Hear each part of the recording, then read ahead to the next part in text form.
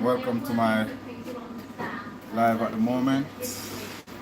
I'm gonna clean some chicken and get this thing going.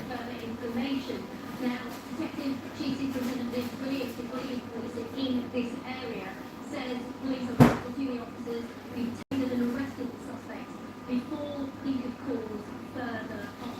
And as we've already discussed, the suspect is in custody and investigators are considering all possible motives. Of course, we've had political reaction as well to what's happened here today. Prime Minister Keir Starmer calling the attack deeply concerning, adding that attack on our Jewish community on attack when we also heard from the leader of the Conservative Party saying that Jewish people here in the UK are under constant attack. She said this is no longer a growing pattern. This is an epidemic of violence against Jewish people. Welcome guys, welcome to my kitchen. One more settings already for Wednesday. Jerk some chicken or fry some chicken.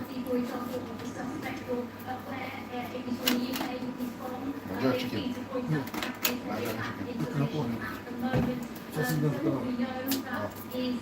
He's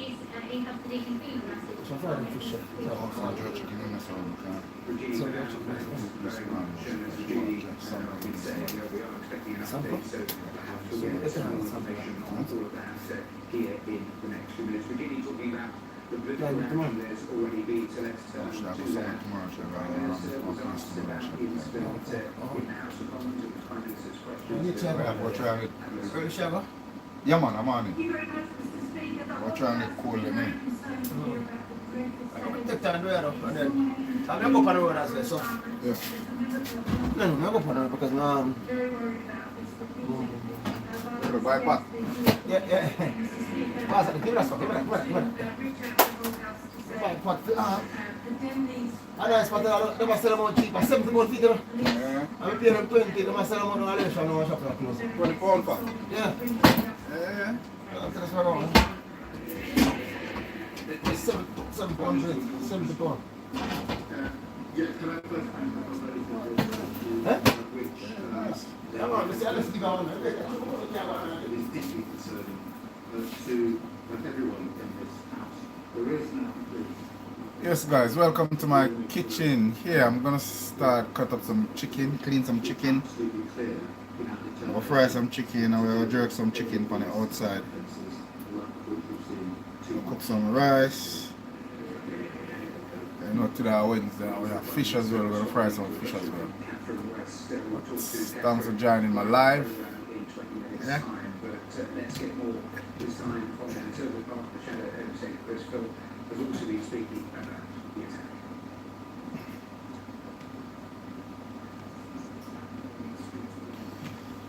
Alright, do that.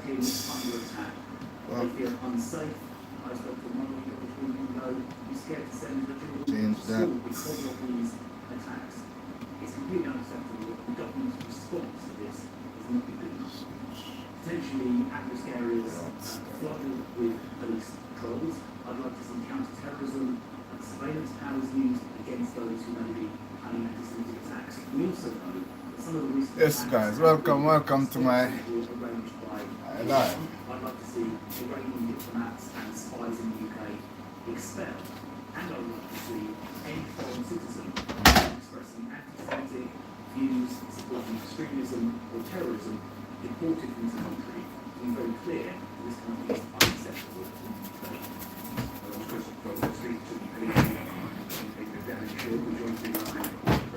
Stanley, good afternoon. This the latest in a whole series of this movie.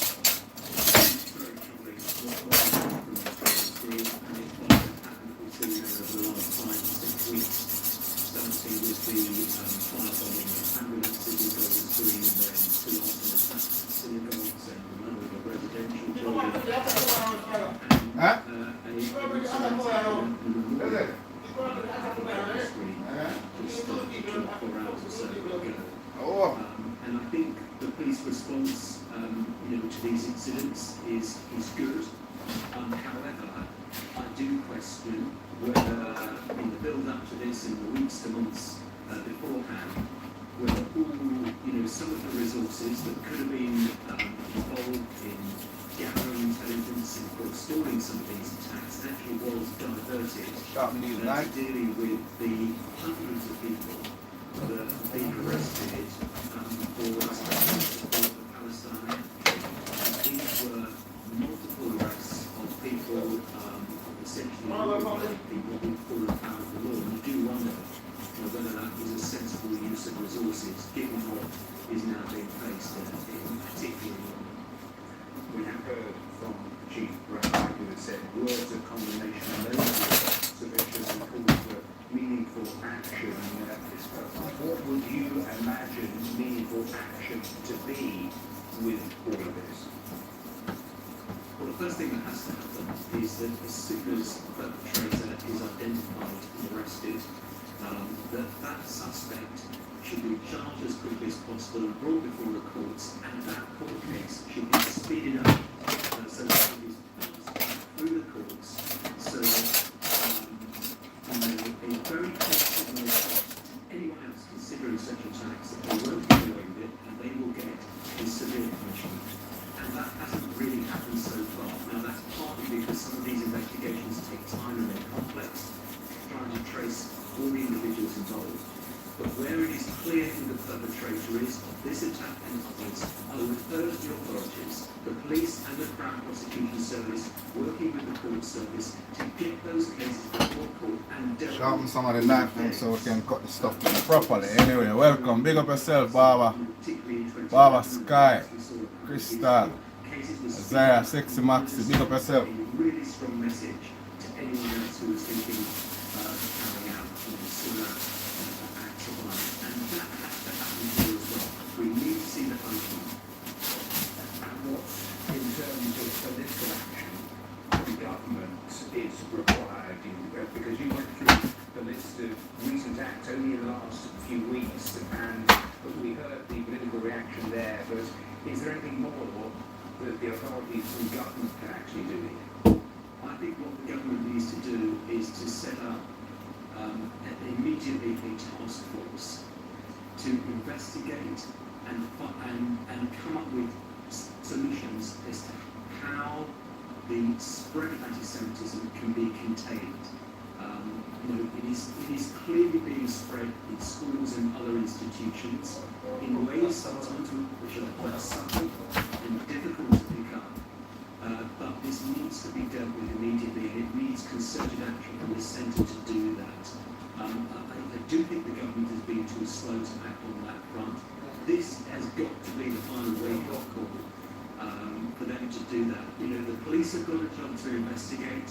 They're working with the security services and other agencies to try and gather intelligence to prevent future attacks. The Crown Prosecution Service and the courts have got a job to do, as I've just said. But government too has got to look into longer-ranging, longer-lasting solutions to try and stop the spread of anti-Semitism, which is clearly fueling and driving many of these incidents. There appears to be another spike with the Iran war. We've known about the material that exists online and how that can exacerbate the situation. What more can be done in that area? Well, the government has already said that it's going to prescribe the IRGC, the Radio Revolution Government Court, when it introduces new laws that are more appropriate for that purpose.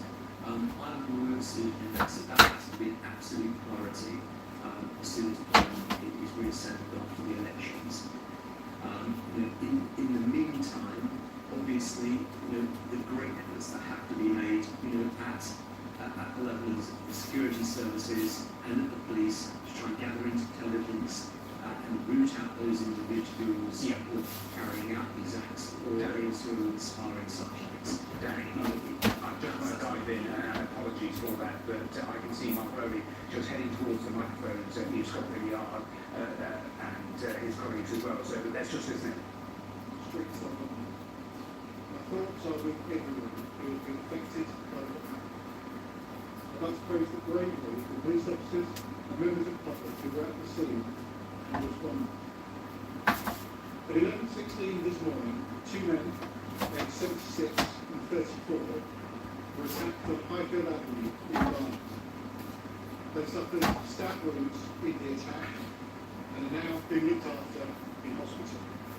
Yes guys, we're watching my live stream Responding from. to the incident were also attacked, Let me know. leading to the Interact. taking and arrest of a 45 Feel free to ask any question. He was arrested on suspicion of attempted murder and he remains in police custody.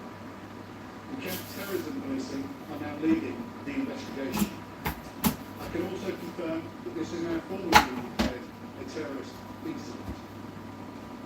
Our highly specialised team of officers are working with the Metropolitan Police to progress this investigation quickly and establish exactly what has happened.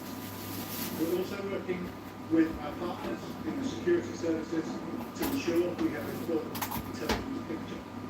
And one of the lines of inquiry is whether this attack was deliberately targeting the Jewish community in London.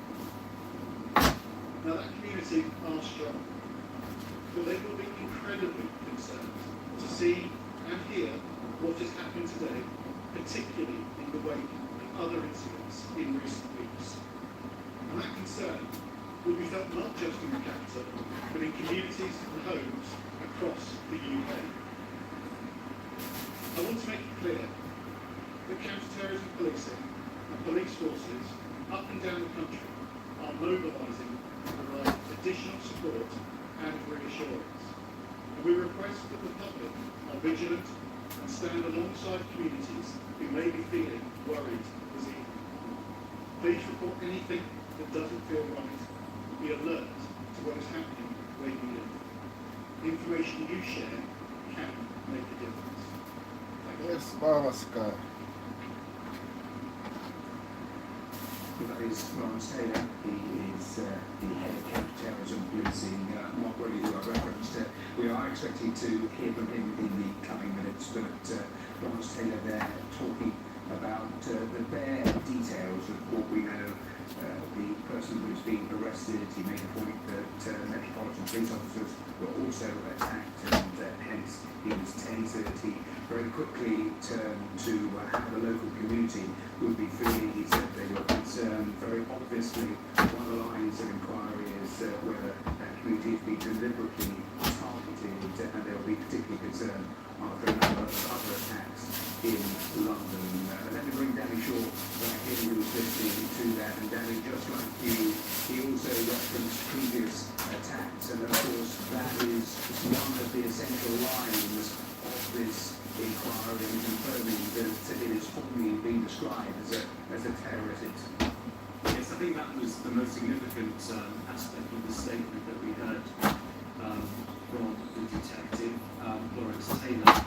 A terrorist incident, what that means is that the police have assessed that it is motivated by religious, ideological, political motives, and clearly involved a serious act of violence. What it actually means in practical terms means that the police can deploy all the resources that they can for terrorism incidents. It gives them some extra powers and capabilities, essentially.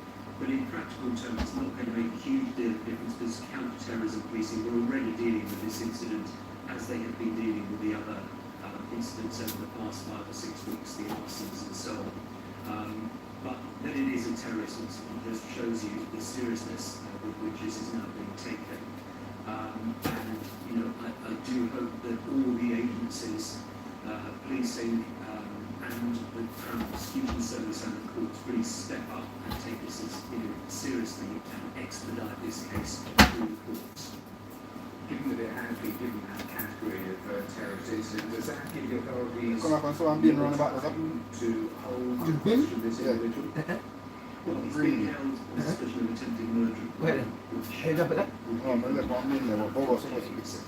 So now. What thing with them? Thing. If they need it. But in essence, it's a sign. It's a sign of the kind of attack, the kind of incident. Very well. Dash up. You need iron. You need 4 iron. Yeah, no This go. is something that is motivated by clearly. You can see by Look, floor. this hatred for Jews. That's quite clearly stated in the fact That may have been obvious to us watching You need this. milk as well. The fact that the police You need milk for all that, yeah? and those suspects so early, I think provides confirmation. Daniel, we talked before we heard the latest update from the police that we're currently seeing the spike in incidents since the war in Iran began. Just take us through that, what we've been seeing, and that particular aspect, because presumably all lines will be being explored here by counter-terrorism police. Yes, they will, but I think that it's worth reminding everyone that it isn't just this latest spike in incidents. In the last year, there were over 3,700 anti-Semitic incidents reported by the Community Security Trust, the organisation that helps secure the police. That was the second highest number on record. 2023 was the highest number, so that's 10 incidents being reported every day. Of course, the vast majority of those are not as serious as the incident that we've seen today, but still that gives you a measure of anti-Semitism across the country. And particularly remembering what happened at Eaton Park Synagogue in October last year, when two men died, Malcolm Kravitz, who was stabbed, and Adrian Torby, who was killed by police gunshots as they tried to shoot dead the attacker in that incident. So that was an incident from Yom Kippur, the holiest day in the Jewish calendar, that side of synagogue. So this was all predating the latest conflict involving the USA and Iran. Obviously what we see is this succession of incidents since that took place, some of which would appear to be related to that. Sure, thanks very much, Danny, talking about that attack from the Manchester synagogue, just referencing the police statement that we got from Golders Green a little earlier about today's attack and the two men who were stabbed. One we're told in his 70s, one in his 30s, were treated at the scene for stab wounds. They've been taken off for both Strokes, break a catch. conditions. So, but we will for more I never see it, man. Never feel it come on. Yeah? You never feel it come on. of a feeling of Diabetic and thing. Yeah, man, yeah. the woman is an author. Yeah, I have blood pressure, cholesterol.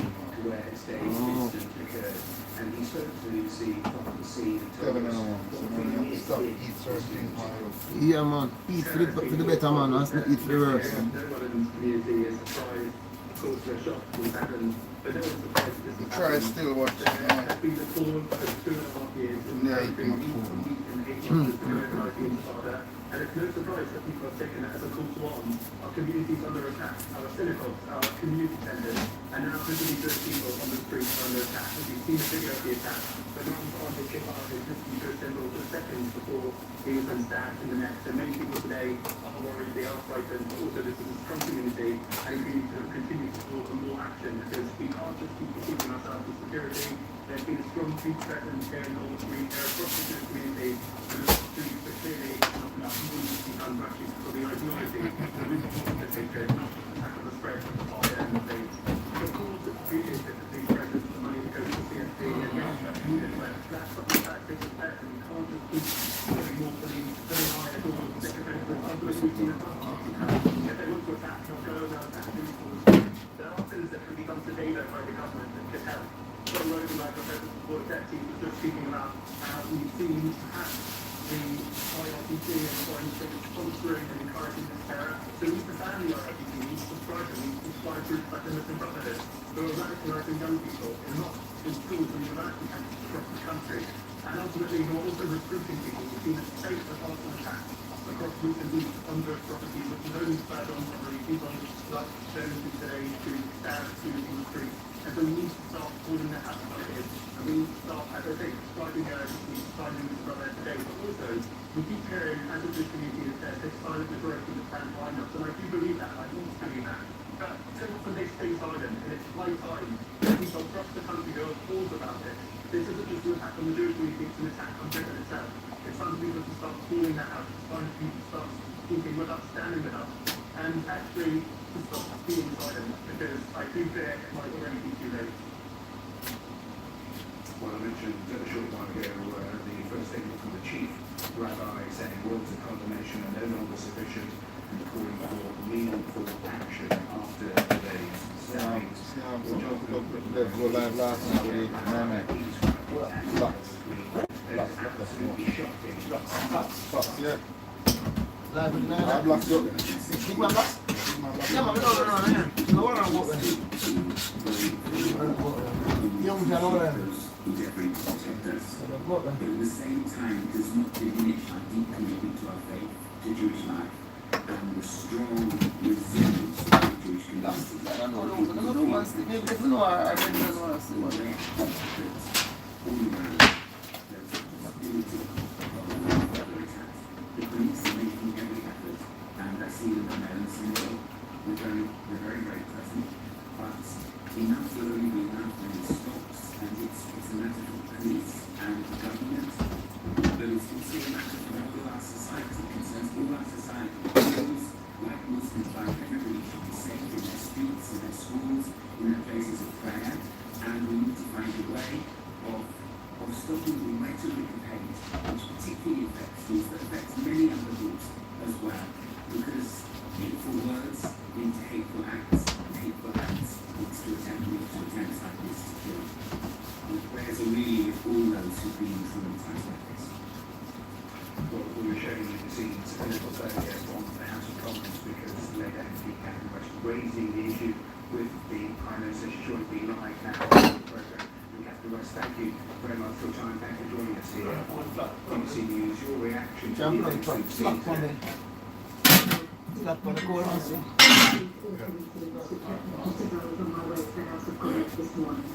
It was very important to immediately make the house aware and of course our thoughts are with the victims of our horrific attacks and just heard and now the BBC that these are being considered related and I want to praise the swift action of the emergency services and also our heroic volunteers from the CSP, all the expertise in trying to set that together with a really good, quick response from the police. The Merrill has been attacked and we understand now that the police have committed the suspect at the scene before any further harm could be caused. And sadly our police now are getting experience in attacks so quickly. Well, if you're not done before I'm going to tomorrow. He made the point that last year 3,700 anti-Semitic attacks were reported, and we've seen even in recent weeks just a number of attacks. As you were saying there, that is horrifying.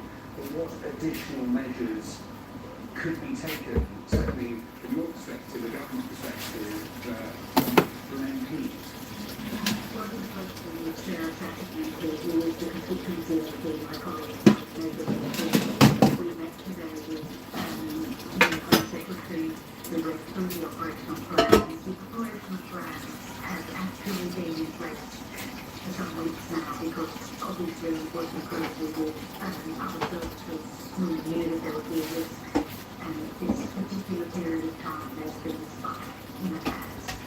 And so it's not just about the operational, as your former speaker said, it's about the long-term education around extreme foods that we must redouble our efforts to concentrate on and understanding how important having communities are and if people person stands to feel safe. The anti-Semitism that has been growing over the last few years is deeply worrying and we need to redouble our efforts, not just in policing and in government but also in the community. I understand that, because education is rather long term. In the short term, when you have the chief rabbi saying words of condemnation and no non-submission and calling for meaningful action, what meaningful action can you offer up as an MP as part of this UK government? Well, I work across the community, both with the council leadership who have been in meetings in the last month, and I've also been with the Jewish community, with police colleagues across parties as well, because there are different parties represented in the borough, and also working on the actual operational needs of our borough, because, we have, even within one community, there are different groups, we have different requirements, as MPs for a nuanced response as well as a very robust response, which is part of the reason why the board were able to do today. And so, of course, it brings out to us exactly the nature of this terror attack, but we do know now that there is been called back by the CT specialists, and we're waiting to hear more on that so that we can tailor the response so we can give the correct measures as a constituency MPs. Yes, and we know that already, I think you called for Westminster Order based on the safety of the Jewish community. This is actively hearing, we heard before, not just today, that members of the community already have been just changing the way they live, haven't they? Sadly, I was speaking to a Jewish neighbour when I was in the course of this local election door knocking in my own constituency of my order, who was almost in tears describing the fear of their children going off to school in the morning, and this is just not acceptable. And another said, had to reply to their little girl who says, "Mummy, why are the police outside our school?" And just having to explain to small children why the police need to be outside of a child's school is deeply distressing in the wonderful city which we live in, and yet this does seem to be necessary right now because we cannot take any risks. So people will see a heightened police presence. There has been more patrols. Has exacted more funding in the last couple of months, sadly, as has Harrow along the Clinton area, where there was an attack recently, and we did a lot of efforts to work with the community safety team within the local authorities too, who know every inch of every street, so that we can understand the threat that's facing us and take the appropriate measures. Before I ask you the next question, I just want to put onto the screen pictures from the golden screen showing the police tape, but we are expecting a news conference from the Met Commissioner in the next few minutes, Mark Rowley, to at that location. So we're keeping an eye on that, and an update from the police. We heard earlier from the Assistant Commissioner, Head of Counter-Terrorism, designating it a terrorist incident. But Captain West, you were talking about additional security. There are so many different stages over the last 12-15 months. We've had increased levels of security, of vigilance. When I was talking to Danny Shaw, he made the point that we've also seen in recent months a diverting of resources, policing outside action, those demonstrations and the numbers of arrests there. Is that a point, a correct point that he makes, that perhaps resources have gone to one area where perhaps they should have gone elsewhere? Well, what we have to understand, this is why I went straight after here with Sarah Sackman and the discuss with the Home Secretary about how we can put I don't see, you see the yacht, no, that one. We see who's in Jamaica. Yeah. Huh?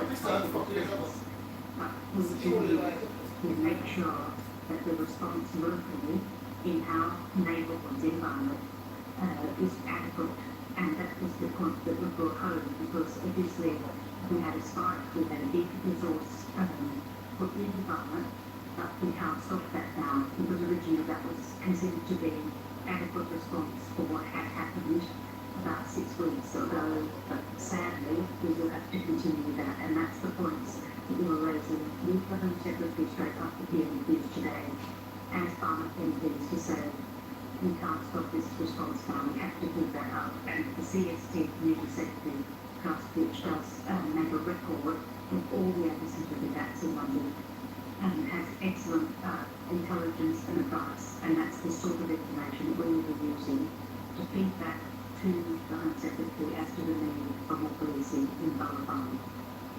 Captain West, then we'll leave it, but thank you for joining us here live on BBC News. That's Captain West, the MP of the neighbouring constituency. Well, the Director of Public Affairs of the Jewish Leadership Council, Russell Langer, says that attacks towards the Jewish community are becoming more frequent. It's been a horrible attack, all the news coming through at the moment, and the first thoughts.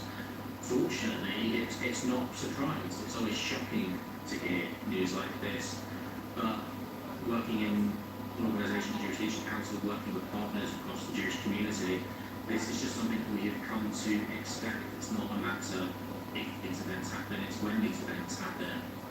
We saw the watershed moment of 2 Jews being killed in Manchester 7 months ago on the festival, or we've had over the last few weeks repeated incidents of arson attacks against synagogues. The security situation is real for the Jewish community. We've known that this has been a threat. And when news that comes in like this today, obviously my thoughts are with the victims and those targeted in this case, and hope that they are okay. It's just a reminder that this is threat is real, and there are people out there who want to do harm to Jewish people in this country, in Britain, in the year 2026. What would you like the police, the government to try and do about this attack on this? Well, security is high. There's a lot of support that goes into security around Jewish infrastructure, our places of worship, our schools. Unfortunately, we're in a situation where we are used to guards outside, we are used to higher fences, higher walls, thicker doors. That's a normal part of being Jewish in this country. And there's only so much that increased security will do. It's like we've seen, unfortunately, all these attacks, why that is so important. But we need to take it a step back. We need to understand why there are people attacking Jewish people in this country. We need to know. I think people are just going to be angry at this point in time. People have been warning about this for so long. Since the events of October 7th, we've seen that tidal wave of anti-Semitism. People have been warning that these incidents are going to happen, and we're not only going to happen, we're seeing them become more frequent. These are incidents that were always a theory. One day this might happen. One day this will happen in the future. This is becoming an everyday normal reality. This is something that we have to prepare for. Your previous contributor talking about organisations like Shalom, there's organisations like Community Security Trust. These events just show us how vital the Jewish community and all these organisations which are looking out for our own security. But we need to take it that step. We need to talk about the ideologies behind this, be it the Islamist ideology that we know that was the case in the Manchester attack, and also in the case of the recent arson attacks with the links to Iran. And we know that the Iranian embassy in the UK is putting out messages calling for martyrs to take up calls in the last few days. We can't bury our heads in the sand. We need to understand what the threat is and do it out. Well, let me just recap in the next few minutes as a way for the Met Commissioner to make that latest statement live at the scene where we are, because we've heard him last a while. This is the important affair of terrorist incident. But let me just rotate through some of the pictures on the scene and some of the latest statements from the speaker of the Green statement earlier saying that they were notified at 11:16 today. Officers responding to one of the calls people stand in Ideal Avenue. Local officers and armed officers attended alongside London ambulance service for the suspect. Also, this was technical staff police officers who then came before being arrested. Those officers received these pictures, the moments of that arrest after this man being taken. They also told us that 2 men undergave the ages, one was in his 70s, one in his 30s, were treated at the scene for several training hospitals. Both were said to be in stable condition. We wait for any updates on that. They also said that a 45-year-old man was arrested on suspicion of attempted murder. He's taken to custody where he remains, and we're looking to establish his nationality and background. And we especially officers on the counter-terrorism and leading the investigation working with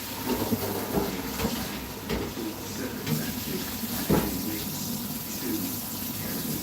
That's what we're looking at in the last half an hour of the counter-terrorism meeting.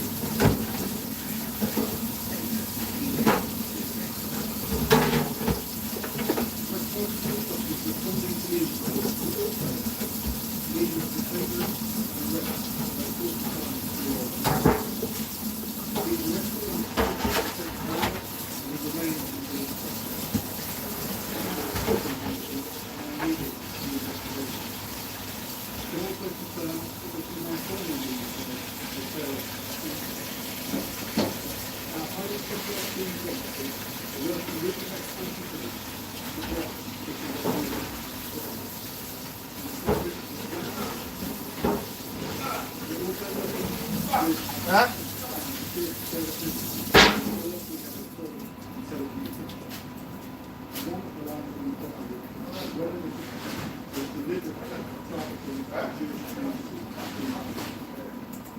Well, as Assistant Commissioner Lawrence Taylor that briefing at East Scotland Yard. I'll show you the pictures again because we are expecting the next Commissioner to give an update. Their microphones all ready. And of course, so many reaction that we've heard through the course of the last couple of hours since this incident happened before midday. We've heard some of the political reaction, we've had some of the early police reaction. We're talking here live on the programme, the MP, Catherine West, the MP for the neighbouring constituency who raised the issue during Prime Minister's questions. She was talking about being horrified by today's news, the latest stabbing incidents, and of course it comes after a whole series of attacks only a few weeks ago. Those ambulances in very much the same locality, those 4 ambulances attacked, and of course all of the focus on the numbers of anti-Semitic attacks. We've seen 3,700 anti-Semitic incidents reported last year, and Danny Shaw was making the point that of course we had everything we saw in Gaza and a spike in incidents after that, and more recently we've seen with the war in Iran a spike in the number of incidents, and we've heard from just a number of contributors on this programme talking about what they want to see in terms of government response, security response. They want the RGC to be described as an organisation. We had another contributor of course, many different areas commands will be looking at. They trying to establish noted here in that statement we had earlier. One of the lines that was important was that we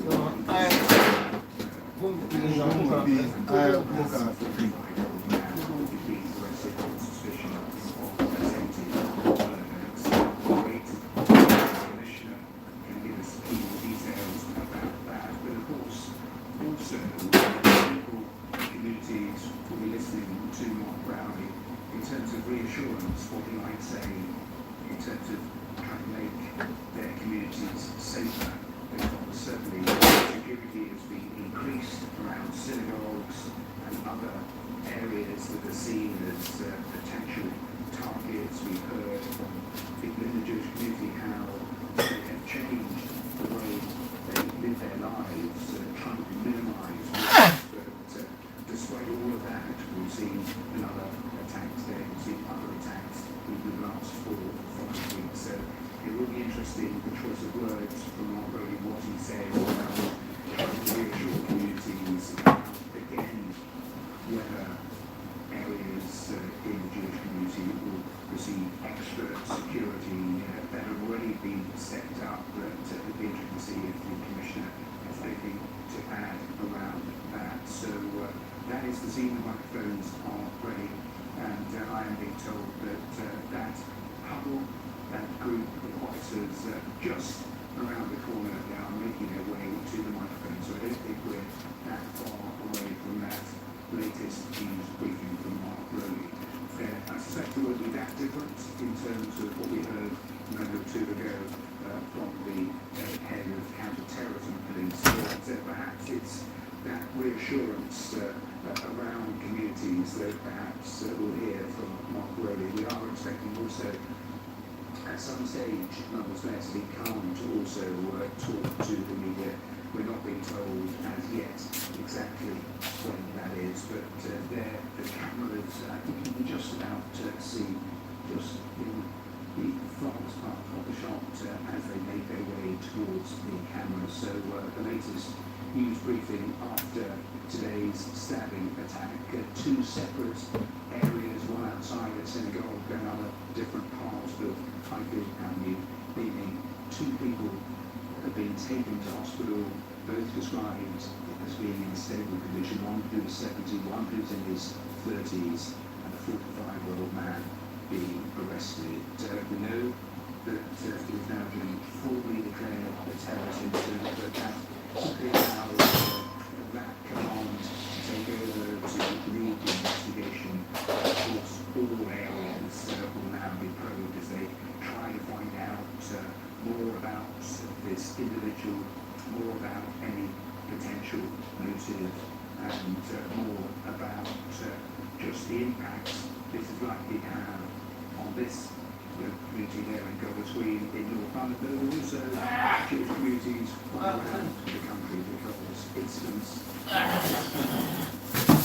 different sorts of things we've seen in the last 12, 15, 18 months, it doesn't just centre around the areas of any particular attack, it'll be felt right around the country. The Chief Rabbi also is approaching the microphone. I mentioned earlier his comments that have been released to the media, and he had said earlier words of condemnation are no longer sufficient and has called for meaningful action. So it'd be interesting to see him articulate to actually describe what he means by meaningful action, what sorts of things he would like to see, what sorts of things the Jewish community would like to see. I suppose from the London Mayor, from the wider Metropolitan Police, but also from the government, the state, from all across all of those areas. Just as preambles, the discussions prior to actually getting to the microphones, there is a lot from all of those people there in the centre, your picture to take in, given today's events and given the events of recent weeks. So it is not just a response to today, but a wider response in terms of strategy, what is required as we see the backdrop of a number of attacks and so many people in the Jewish community talking about not feeling safe in their communities. So you can see the trouble there, the final discussions, and Tom Crowley and the Chief Rabbi ready to talk to the media. But we've heard from the police, we've heard from the counter-terrorism command who are now leading this operation, and we know that a 45-year-old is being held on suspicion of attempted murder. He is already in custody as at counter-terrorism command start their investigation. Lawrence Taylor saying, I must stress this investigation is at an early stage. We're working quickly to understand exactly what happened, and going on to thank those who were in the area at the time. The response to what he says this terrible incident. We know that members of local community stepped in, we know that the emergency services were there very, very quickly dealing with the situation, so the thanks being extended to all of those people who helped out.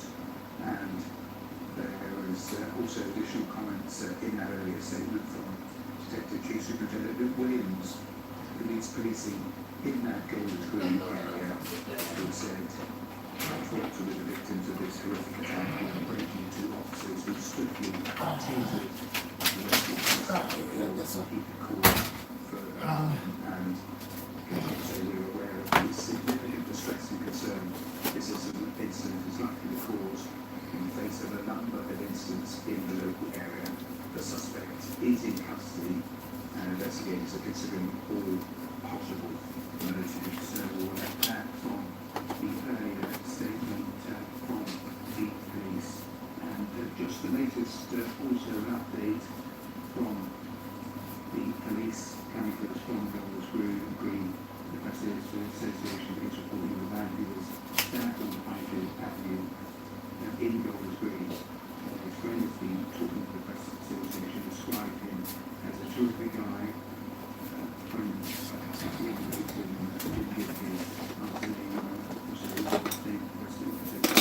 one of the victims in the community who run an institution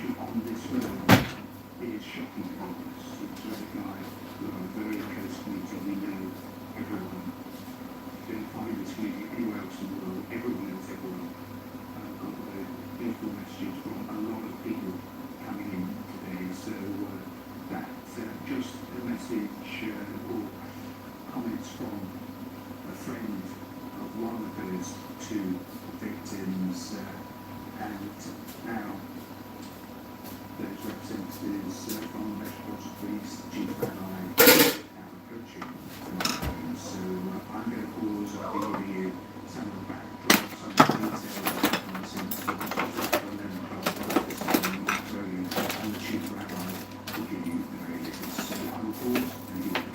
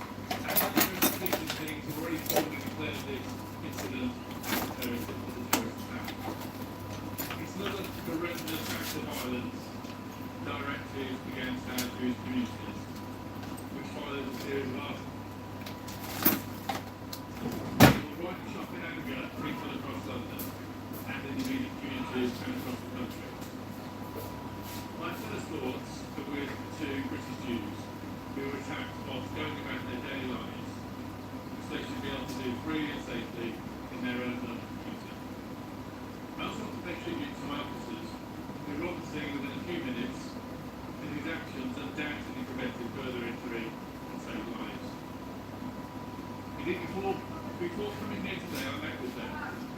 They're nothing short of extraordinary. They confronted a man they believed to be a terrorist, who refused to show his hands, who was violent, and continued to pose a clear threat.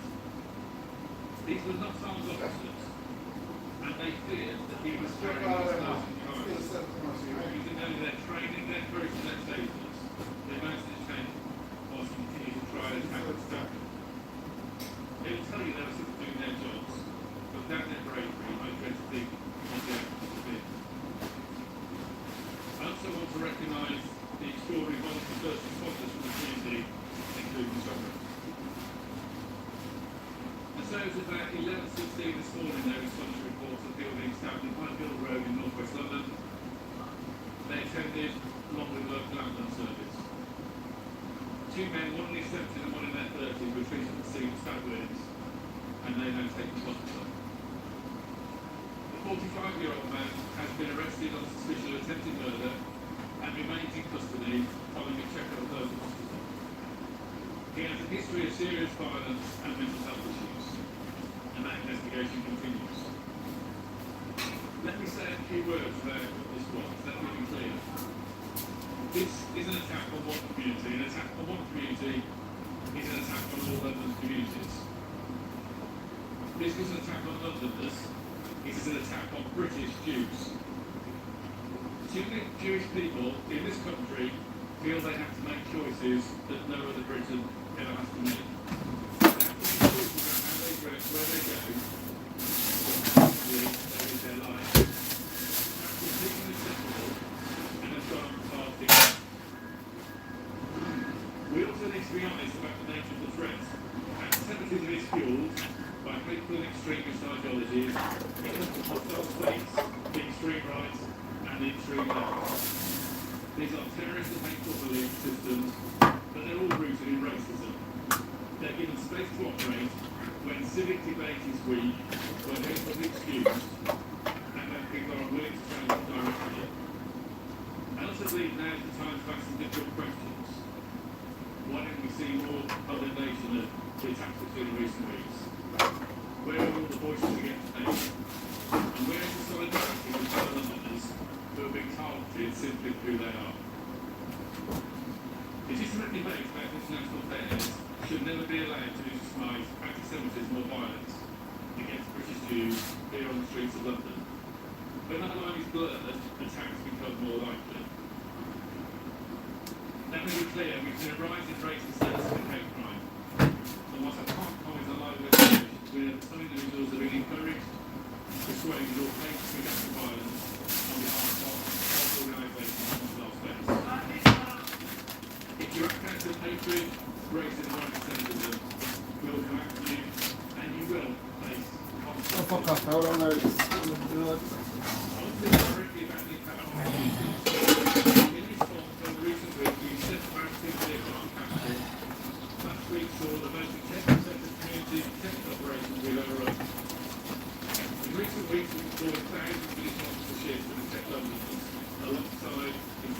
investigations that were led to the arrest of 28 in the time, particularly part of the Jewish community, several of which are very good start. I think you're coming to the point. Oh fuck, let's go again and I rush to come up. Let's go on, yes. London is an inclusive and diverse city. And the hours and days of the Golden Green 20 weeks ago, we thought we should come together in solidarity to reject hatred and violence. These are neighbours, their friends, their colleagues, their solidarity matters. That solidarity should be continued, and we should all support it. Thank you.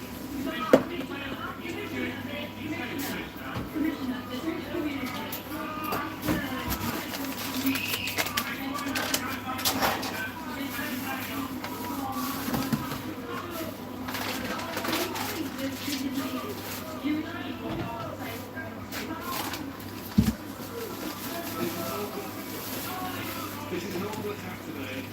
It is completely understandable why Jewish Londoners feel afraid. That's why we're putting such a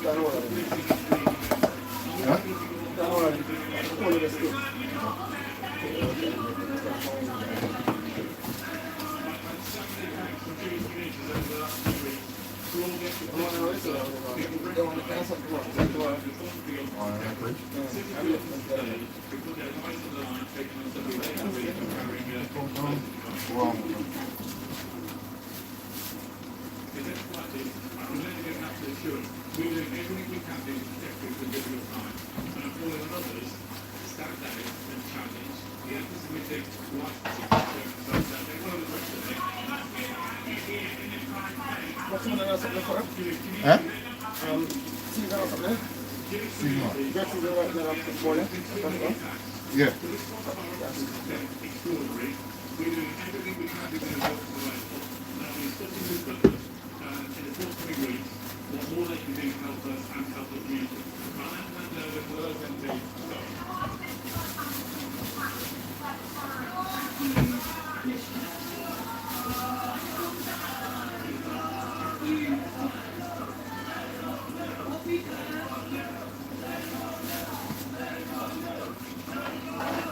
What we've seen here on Tuesday on the screen today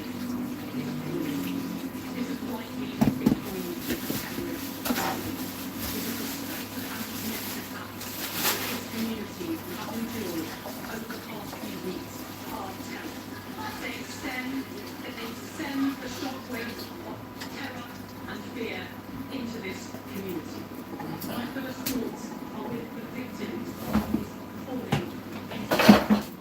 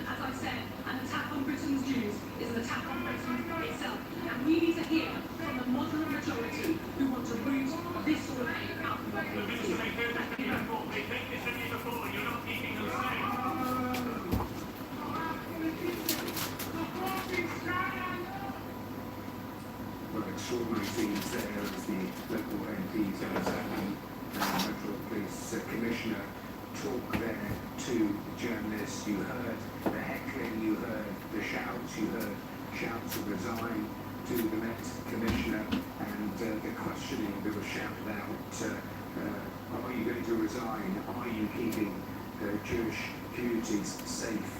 And you heard both the Met Commissioner and the local MPs talking about their shock of the attack, condemning the attack. We heard Sarah Blackman say an attack on British Jews and an attack on Britain itself.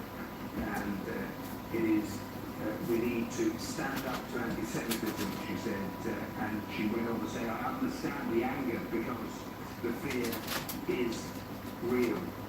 And before that, we heard the Met Commissioner giving some of the details about the attack, and of course we knew many of those already, but spoke about the extraordinary courage of his officers who, he said, confronted a man who was a terrorist who couldn't show his hands, they feeling like he carried an explosive device, but still they tackled him as he attempted to stab officers, and then they tased him, then they arrested him. And he too, just like the local MP, talking about an attack on the Jewish community being an attack on all communities. I know the chief rabbi is there as well, so I'm just keeping half an eye on the pictures when he speaks, because already I've been reading some of the quotes from him demanding meaningful action. Just before I go back to what we've been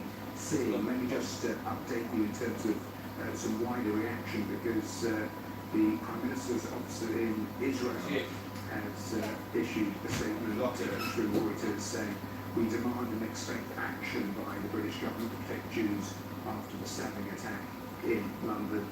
And we also saw a post from the President of Israel, Isaac Herzog, saying, I'm horrified by yet another violent attack on Jews in broad daylight of London. So that's some of the international response and condemnation that's coming out of Israel, given what we've seen in North London. But the Met Commissioner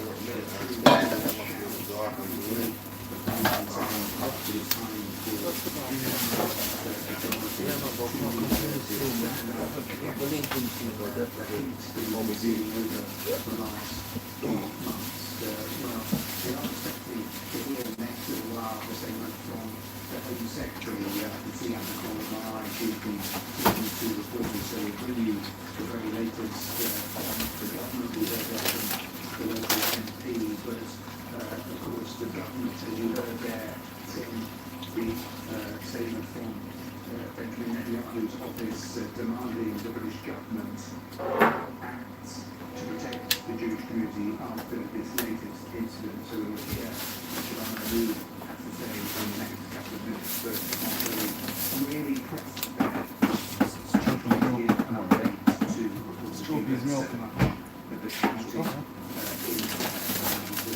during all of that.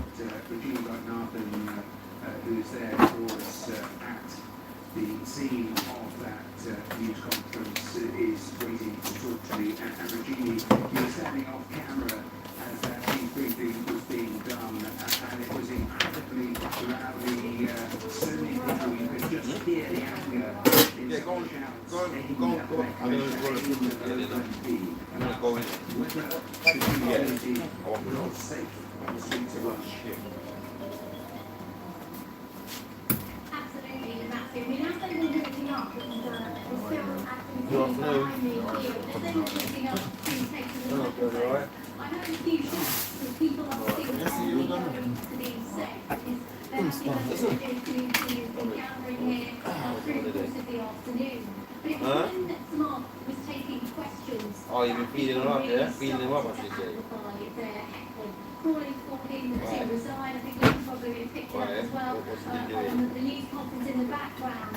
And it really was difficult actually to even hear him answer any of the questions that journalists asked him about whether he lost space with Facebook. Yeah, well, you know how you got to that meeting where you're in the bed.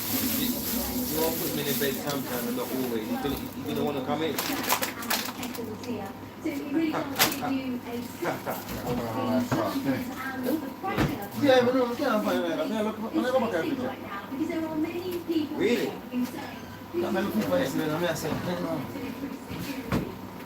about trying to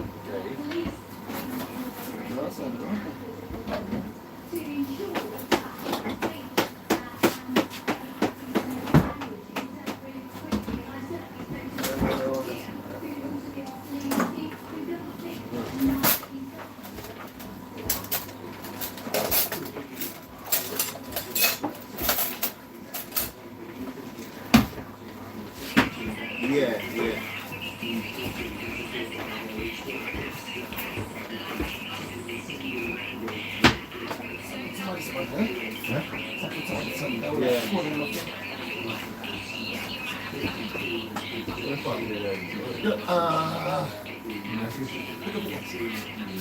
sit there.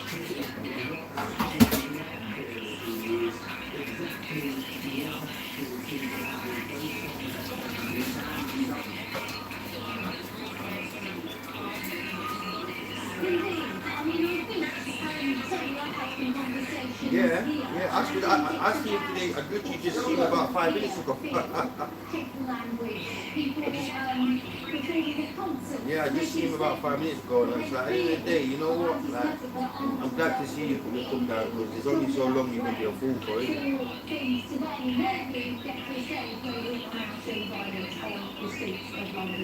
There's a real sense of anger here.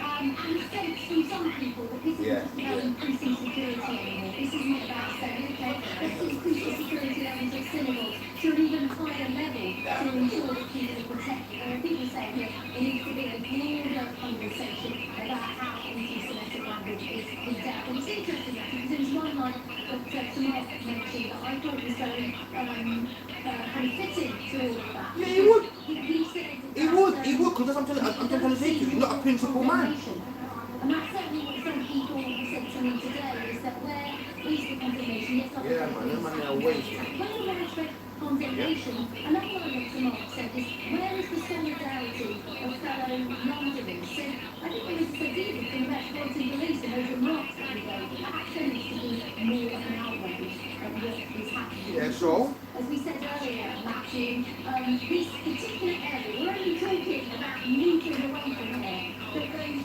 four Hatzola ambulances, run by that Jewish medical charity, were being subject to an awful attack. That was just a week ago. So people here haven't just gone on what they witnessed today. Two people, one in their community, a man in his 30s, another in his 70s, being stabbed while he was going about their normal life.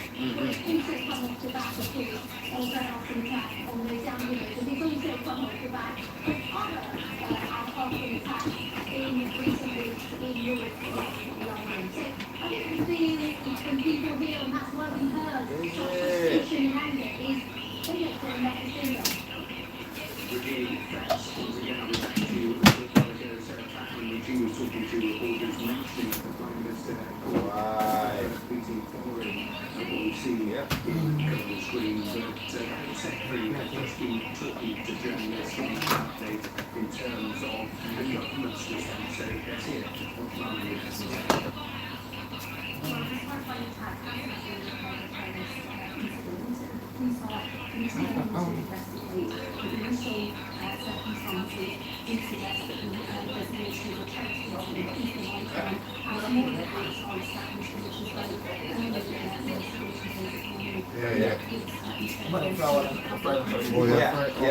Yeah. No, you're damn right. This horrifying attack has now been prepared to take responsibility.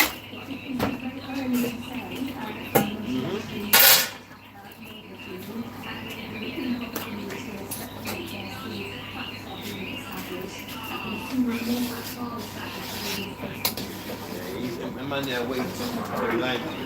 Like, and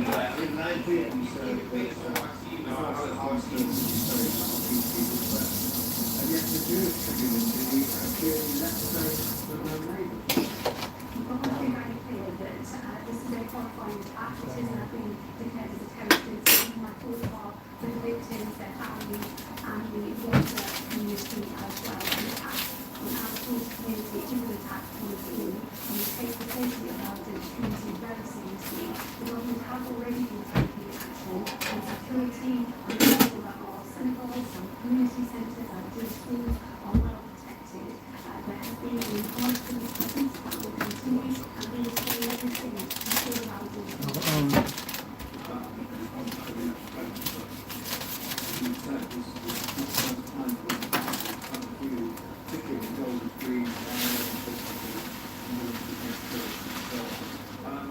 What more can you do? What more needs to be done to make the Jewish people, the Jewish community feel safe? It's clear they're very worried.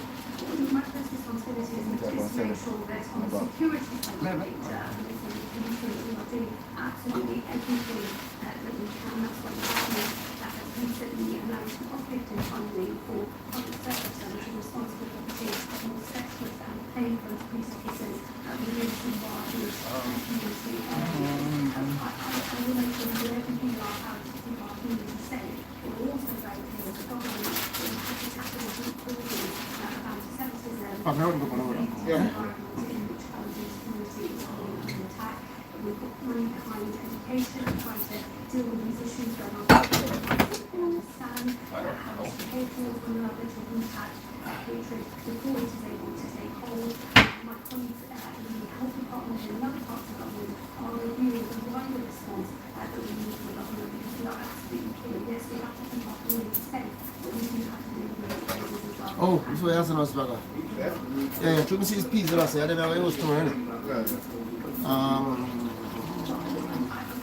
Already taking a large amount of action on security, on policing, and on funding for protective security as well. We will go further as the situation develops to make sure that we are doing everything. Those are clear also that we need to dominantly to avoid the side actions that we are seeing to instilling everything to keep our community safe. Of course, some of these measures take some time to take effect. Education programs will take time, but we are clear for the right thing to do, and we are reviewing where further we can go as well.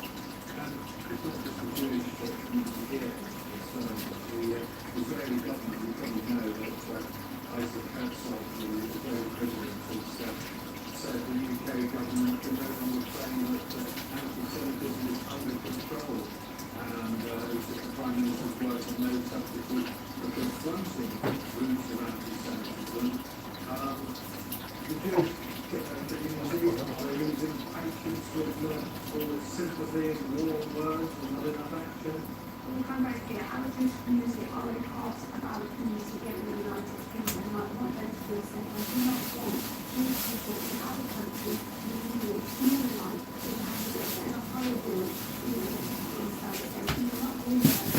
Statement of intent, and we do think that it's acceptable in our society. We know that our Jewish citizens have to be smaller-like compared to the rest of us. That's not acceptable to do. It is why we are taking very clear action on security, on protecting security for the community, on more policing within the community, and every other measure that we have to keep people safe. We're also told that we do have to do with the people that they do take money to deal with, because people think that sanctions are not here.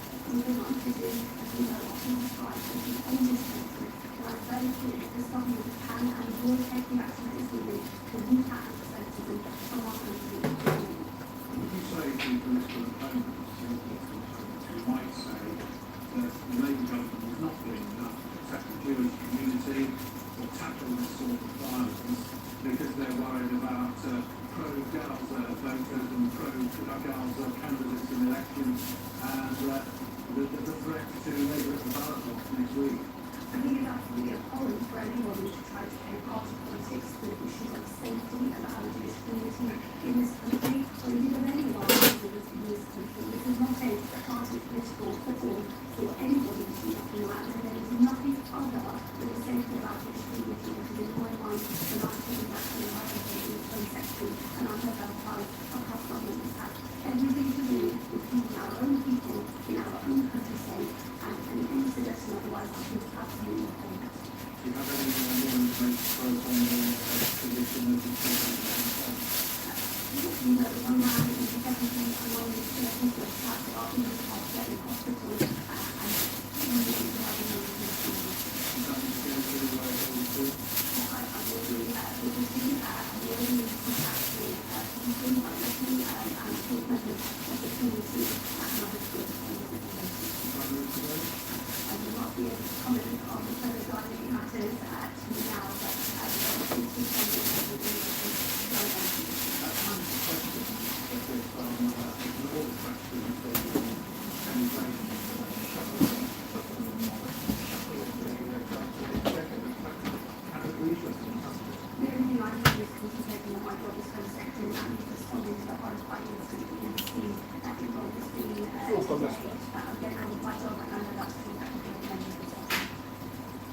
That's the veteran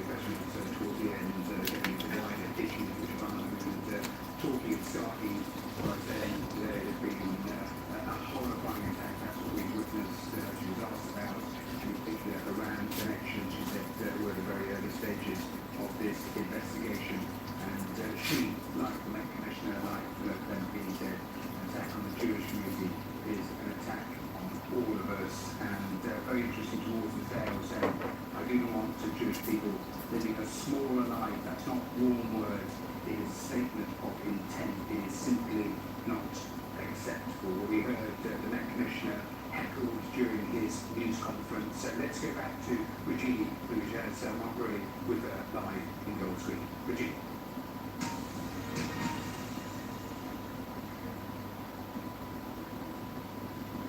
Well, Matthew, we have been brought to the other side of recording, so we are closer to where that attack took place. And I am joined live now by Mark Rowley from Spraggabenz. Thank you very much for taking the time to speak with live on the TV channel. First of all, can you just give us a sense of where we are right now and where the attack took place? So, attack started at this end of the road, going all the way down the main road towards the A406 at the bottom. Tragically, two London Jews have been placed on the sort of bridge. They've both got serious heart injuries. They're both in hospital so far, stable. And at the bottom of the road where all the extra controls are locally on the back of the arsenals, needs more intense response. There was a few minutes officers on the scene. Two extraordinary brave officers who I spoke to earlier, completely sniping the building man. They were convinced straight away he was a terrorist intent. We told him they had to go on the floor. He wouldn't believe the knife. They were worried on the explosive device and they still continued to rescue him. They stood with him and fight with him until they lost control of him. Still very brave men who stopped. This is another ghastly event that falls on. Mark, we just saw that news conference there, you were alongside Sarah saying the MP. I have to ask you this, that there were a lot of people heckling on you, saying shame on you and calling for you to resign. There are a lot of Jews here and across London. You don't feel that the Metropolitan is doing that. Everything I've had in recent weeks from the Jewish community, they've really appreciated the scene. What about people here today? A handful of people they come. They've really appreciated the scene, the scale of the extra patrol that's been on in this area. Thank you, sir. Thank you very, very much. Yeah, very, very welcome. So kind. That's what we do to each other. Be kind. Okay, thank you. Yeah, but I was sent for some dumpling. Yeah. Oh, run it, sir. Tell him saying should have call me when he just doing it. Oh. Prevent me busting up the motor again like the last time. That give me hell for days in a brother. Mash up the job, boy. Bust up with my gum, the top layer, I'm going to get fucked. Everyone needs to feel safe with themselves. And it's not quite the way just to feel They might go over one, man. Look, come, sir. Do you feel like you have enough? And then you can't even want them too much either, because you want them too much while then get tougher. I don't like leading a shocking organisation. That's Get a the situation thing with it, created by us. now wait no more. You now wait no more. Don't worry about it. Whatever resources I've got, we'll do everything possible to defend ourselves towards protecting the communities we are both working in. And that's how we see sustained controls here. That's why on the back of the series of Couple seconds. we have 30 arrests. Many of those have been Oh, wait. we've suppressed that series of incidents and we'll keep doing that. We'll do everything we can to protect the community. I also ask that everybody in London, everyone in the community recognises this is just a British community, like any other community, deserve the freedom to go about their lives without fear. There's too much in public debate to legitimise it. And those who are Stop him going with some Jewish people. Holy war, it's wine. That's war. Is this now? We've seen spate of recent attacks. How well is it? I'm deeply troubled by it. If you overlay hostile state threats, terrorist threats, the hate crime that you get from extreme right and extreme left, you lay all that on top of it, you lay on, add all those together. It's really serious. That's why we've got so many officers in control here. That's why we're responding really quickly. That's why we'll look to find a way to sustain this long term. Because some of those arson attacks that we've been reporting on in recent weeks, there's talk about a possible connection between groups linked to the IRGC. What is your sense of that? Is there any link to Iran in today's incident, for example? It's too early to say whether this is an individual inspired sub-director in place, of course, the inquiry will work its way through that. But we have seen more than 20 grand generated once on the streets of the UK in the last few years that anti-terrorism things working with like by the foils. Some of those have been leaked with intent. Some told me that Iranian diaspora in London who are against the regime in Iran. Some of them told me against Jewish communities here. That's unacceptable. We'll keep doing everything we can to keep communities safe, but we need everyone to stand together on this. I've just got one more question to ask if I may. I know you're busy, but someone else I spoke to today said there isn't enough being done by the Met Police to actually prosecute hate speech. And I understand there is always a balance between free speech. There are people here who believe that the failure in some cases to actually prosecute is actually exacerbating this problem. There's a lot of language out there which people find offensive, but it's illegal. I can only preach to the law as it is, not what people hope to be. Everything that's even close to the margins, we go to the Crown Prosecution Service, we're asking them, would you prepare to prosecute this? I will push the law as far as is possible, but I have to work within this. Meanwhile, we will be putting resources on the street, we'll do everything we can to proactively protect London's Jews, and I saw communities to pull together and show solidarity with them. Thank you very much. We're going to be here protecting London's Jews. Thank you very much for that. I appreciate you're very busy leading your team, but thank you very much for joining us on the meeting. Samar Wally there. So there you have it, Matthew, those comments from Samar Wally. Interesting on a number of levels, saying that they're doing everything they can with the resources that they have. Also talking about the scale of the threat being a very grave one, and also, of course, not ruling out the possibility of links with Iran, although, of course, in this investigation it's very early stages of all of that. Virginia, thanks very much. We're just returning to one of the things that the Met Commissioner was saying when he was talking to journalists who were being heckled, but he talked about the suspect. He said had a history of violence and mental health issues, so learning a little more about the 45-year-old who's been arrested. I wanted to show you live pictures from Golders Green because the Conservative Party leader has just arrived there in the middle of that huddle.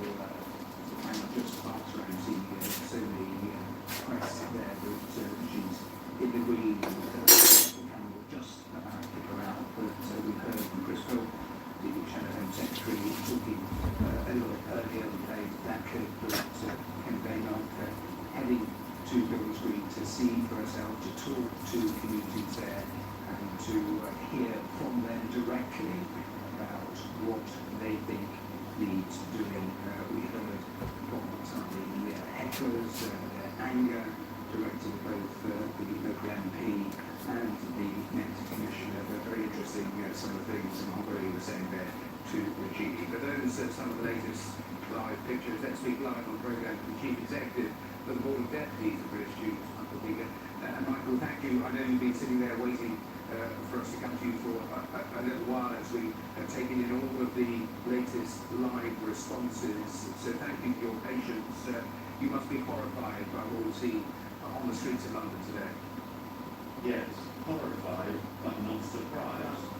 There is a pattern here, and we are seeing attacks in different parts of the Jewish community. Manchester a few months ago and then before, and now several events in and around London. This is an extremely worrying time for the Jewish community, and there is a great deal of anxiety all around. You heard it on the streets of Golders Green just a few minutes ago. I think that really reflects the deep concern that many members of the Jewish community are feeling right now. I'll come back to the community in a moment, but in terms of what you think that needs to be done differently by police, by government, what would that be? So the police and government are two arms of this campaign, but I think there are others. I think that other faith communities, civil society, local government are equally important. This is a virus, a symptom that is going rampant around the UK at the moment, not only the UK, in other parts of the world as well. But right now, international focus is on the UK. What sort of country are we? These attacks, as others said before, are indeed attacks on Britain. We need to see a far more aggressive, far more muscular approach by the government, by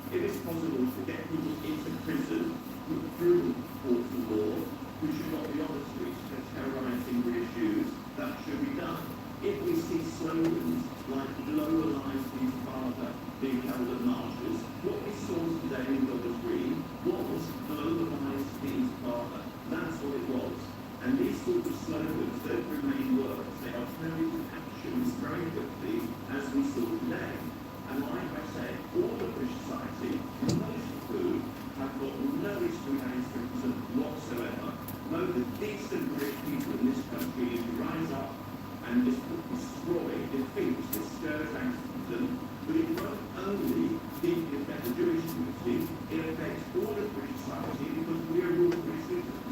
This is a British problem that is not a uniquely Jewish problem. Yes, were you glad? And we heard it in his interview that the Commissioner did with Regina, my colleague, who's there at Thomas Green, but he also said the same thing to the wider press. Were you glad to hear him say that there is too much in the political debate around international affairs and what the government of Israel is doing that somehow then gets used to somehow legitimise these attacks, which he said was totally unacceptable? Were you glad to hear him articulate it so clearly? Yes, I was, and he's absolutely right. There are currently conflicts happening in other parts of the world. We don't see Russians being attacked on the streets of the UK. We don't see Sudanese people being attacked here. We don't see Chinese people being attacked here. We don't see Iranians being attacked here to such a degree. We see the Jewish community being attacked. And that is what's so terrible. This awful conflict that's happening in the Middle East, Israel and Iran, Israel and its neighbours who attacked it from October 23. It is the Jews, our Jewish community, the UK Jewish community that's being made to suffer in a way that no other community here is being attacked for conflicts happening overseas. It's an awful double standard that it speaks to this virus of anti-Semitism. That didn't begin in October 2023. It's been around for thousands of years, the expert. Currently seeing a terrible manifestation of it here in the UK, and it needs to be driven out. You were listening to the Home Secretary when she was giving her response, only was 10 minutes or so ago. She said, and I know you want to reflect on it, we don't want to see the Jewish people in this country living a smaller life. She said it's not one word saying that, it is a statement of intent. It is simply not acceptable to allow that to happen. In terms of the people that you speak to, is that very clearly happening, first of all? I think we see two things happening simultaneously, and they're both understandable. One is people are avoiding Jewish lives. They're removing their skull hats. They're trying to look less visibly Jewish with their clothing or symbols. They must be going to synagogue less. So we are seeing that. But I must tell you, we're seeing exactly the opposite as well. We're seeing people who are saying, we will not allow this anti-Semitism to define who we are as Jews. We are part of a many thousand-year religion, civilization, culture, and we will respond to this wave of anti-Semitism by even more proudly emphasizing Jewishness and our commitment to the entire Jewish community and Jewish people. So we're seeing both things happening simultaneously. I very much hope it's the latter phenomenon that garners more followers, more support. A final question, because we were hearing from the Commissioner, we're soon to hear from the London Mayor, and there was one line that I latched on to, which was Mark Rowley a couple of times saying, I don't like leading a shrinking organisation. I'll do everything within resources available, within government, within policing. Do they need to sort out, if this is a resourcing issue, does that have to be sorted out urgently? Yes, it absolutely does. One of the things we know to be effective is when there is a very visible Jewish police presence in Jewish neighbourhoods, Jewish synagogues, the schools, the shops, in those areas where there is a significant Jewish presence, or in smaller Jewish communities where it might be just one or two synagogues. It is vitally important that we see a consistent Jewish presence, because that will both deter attacks and enable the police to respond quickly should there be an attack on a Jewish institution. But again, it pains me that we in this has to be the case. We all want to live in a Jewish community, in a Jewish society, where the Jewish community is fully integrated, fully able to go about its religious affairs, its political affairs, without this virus affecting us, and that is something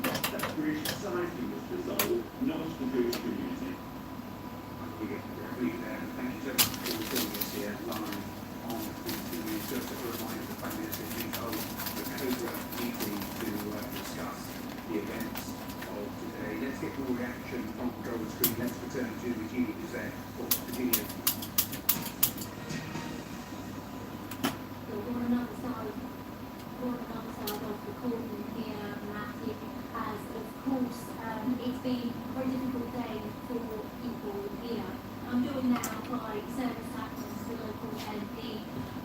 Sarah, thanks very much for joining us live on the BBC News channel. We're very close to, of course, where this is happening. Just behind the door here, we can see all of these areas have been closed off. First of all, presumably, of course, these two victims were constituents. What more do we know about their condition? Two Jewish members of the community were one of their activities on the city.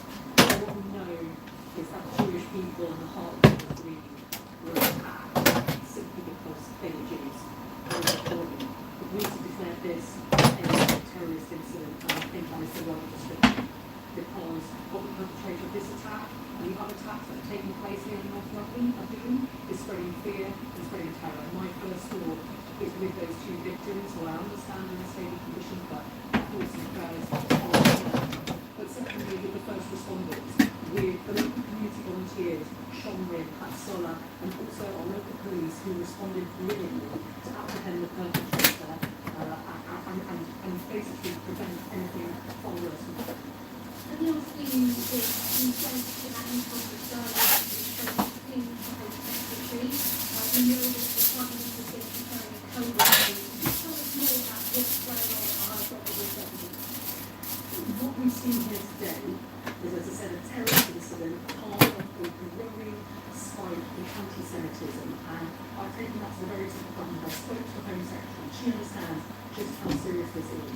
The attack on British Jews on the streets of London is an attack on Britain, and I've spoken to her about the resources we need to keep people safe in this community, but the Jewish community doesn't just live behind higher walls. We have the obligation to keep people safe, and that means tackling anti-Semitism at its very root, rooting it out. And I call on the society to show solidarity with the community. You find out the only bit those calls for a recognition from our role to quit is a lot around that frustration in your constituency. People here simply don't think police is doing enough. People are fearful, they are scared. I'm a lot of development people and many of the Jewish community. And when I take my children to Jewish places of worship and community, I hold their hands a little bit tighter. I want to commend the police. They have worked closely, they've been present, they've been providing reassurance, and then on the scene, pretty damn quick, throughout the Kenya process. People want to see more of themselves and actually recognize the voice of contribution and the leadership that they're showing. They will just make sure they've got the resources they need, and we've also got to make sure that the wider society level we tackle the cultural hatred that is allowing things like this happen.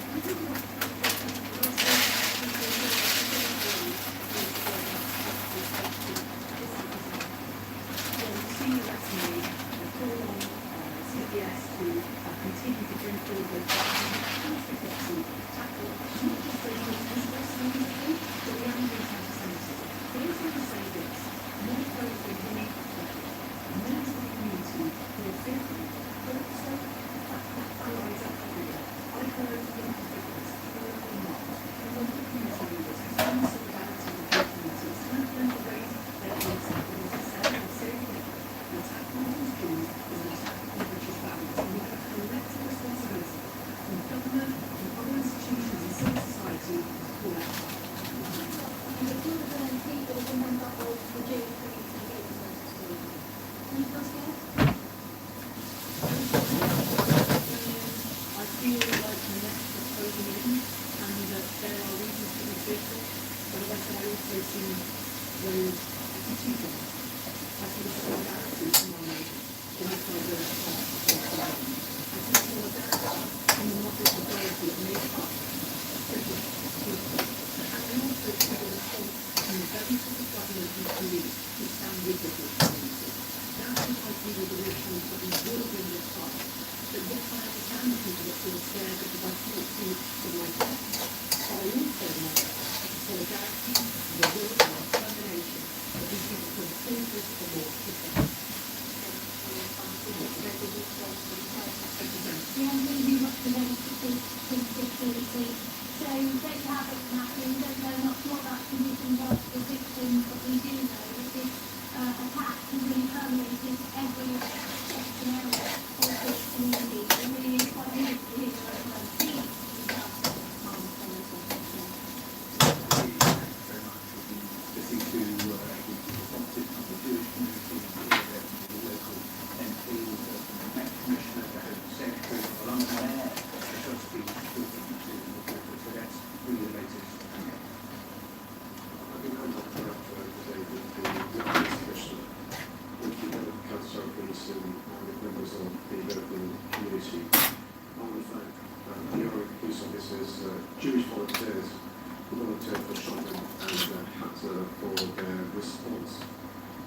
the actions of his terrorists. For various reasons, more Jewish Muslims may well have been attacked or may well have been injured even worse than to be attacked today. I'm angry, I'm appalled, I'm disgusted. The Jewish people are going to bear fighting. They're waking up fighting. They're living their lives fighting. This is not I'm angry. But over the last few weeks we've seen places of worship attacked because they are Jewish.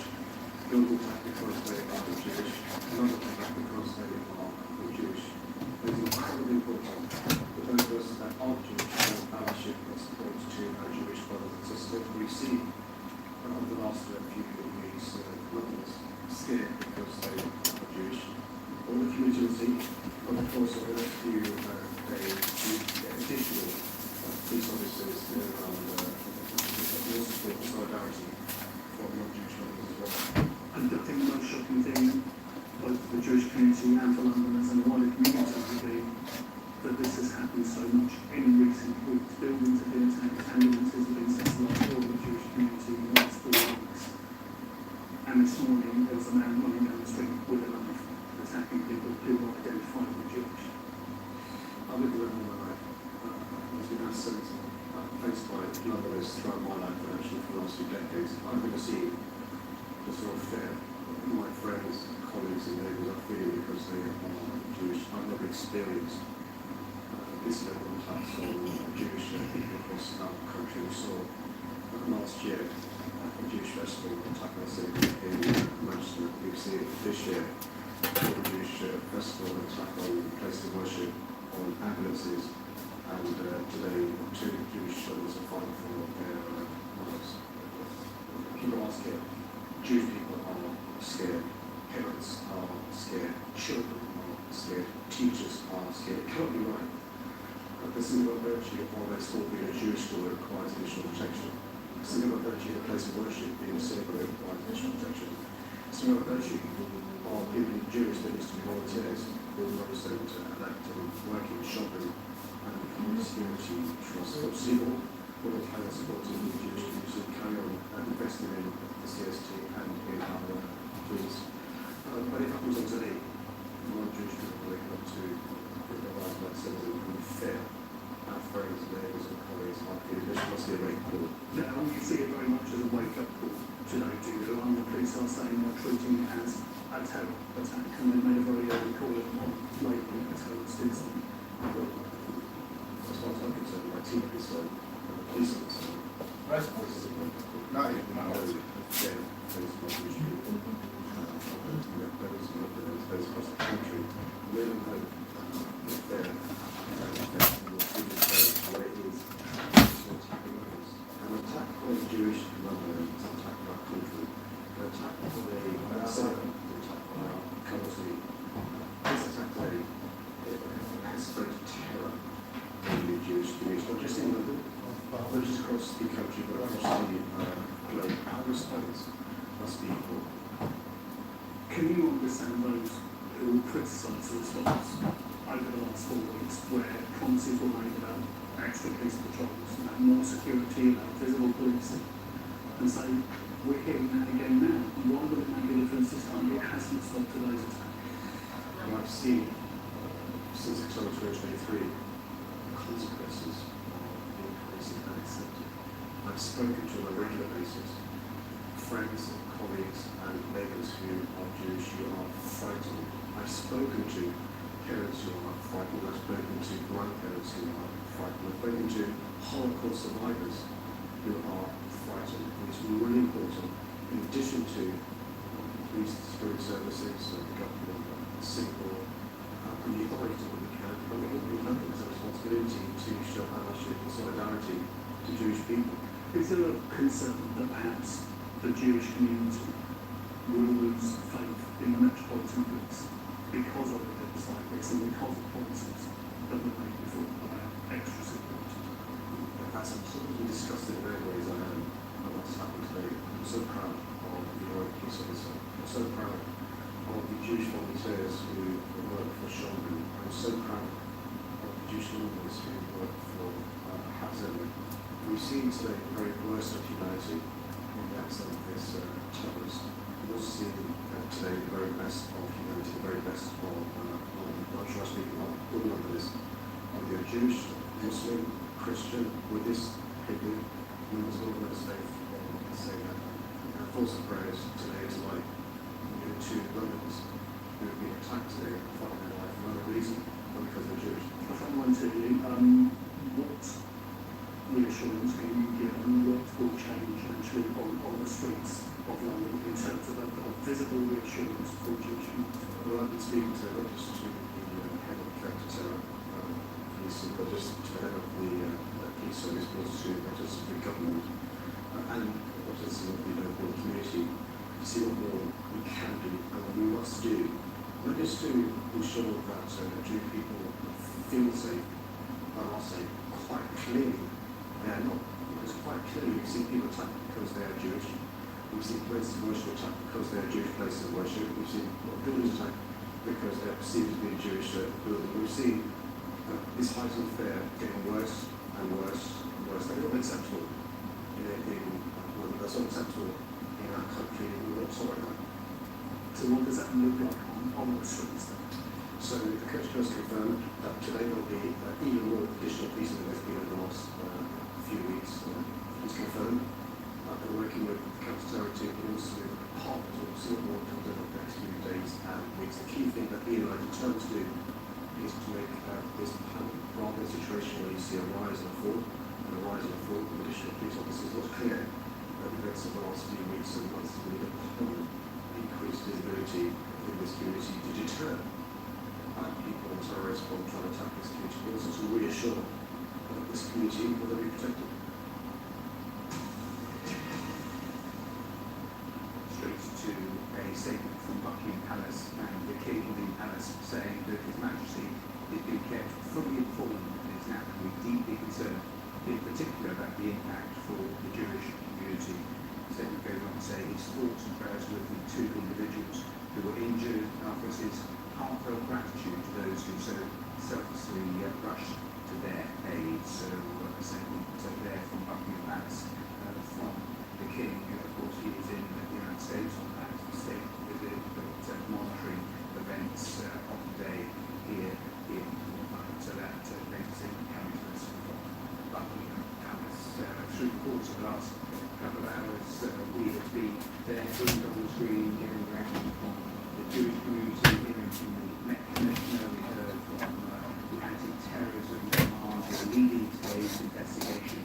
We've had an update, reminder that 2 people are in hospital, someone had 17, someone 30 after the stabbing. We've had international reaction, we've had a lot of political reaction. We've heard from the Prime Minister and saw pictures of the leader of the Conservative Party in Gold Green this hour. We've also been hearing from the Home Secretary as well as London Mayor.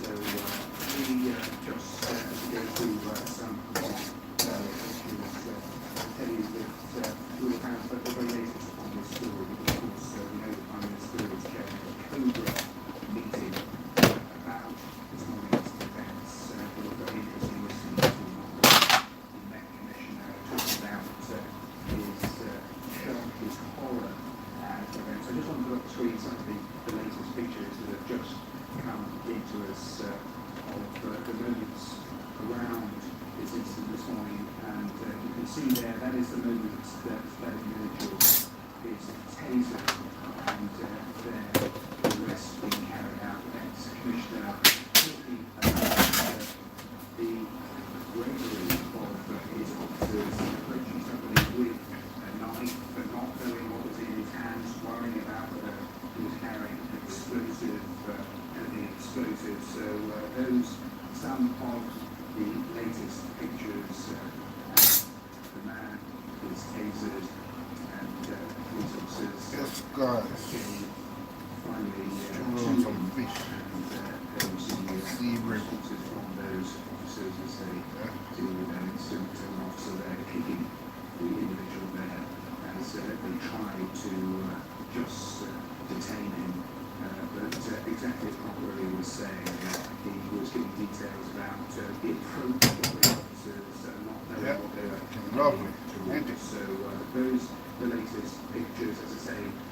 Stupid. which will have all the very latest Rice and beans. direction of there on the ground in Golden Spring. But you're watching BBC News is creeping up to what, 8 minutes, 9 minutes to 5. This will just break away momentarily from that to bring you the latest from Capitol Hill, because over the last couple of hours, the Defence Secretary is answering questions from lawmakers. It's the first time since the war in Iran he has done that. He is under receiving questions and some pretty hostile questions that have come from Democrats and Secretary of Iran war. There was a quagmire that's been growing in the US. Let's just hear a couple of exchanges live there in Virginia. What if they don't ask enough questions to the Bush administration gave them a blank check photo?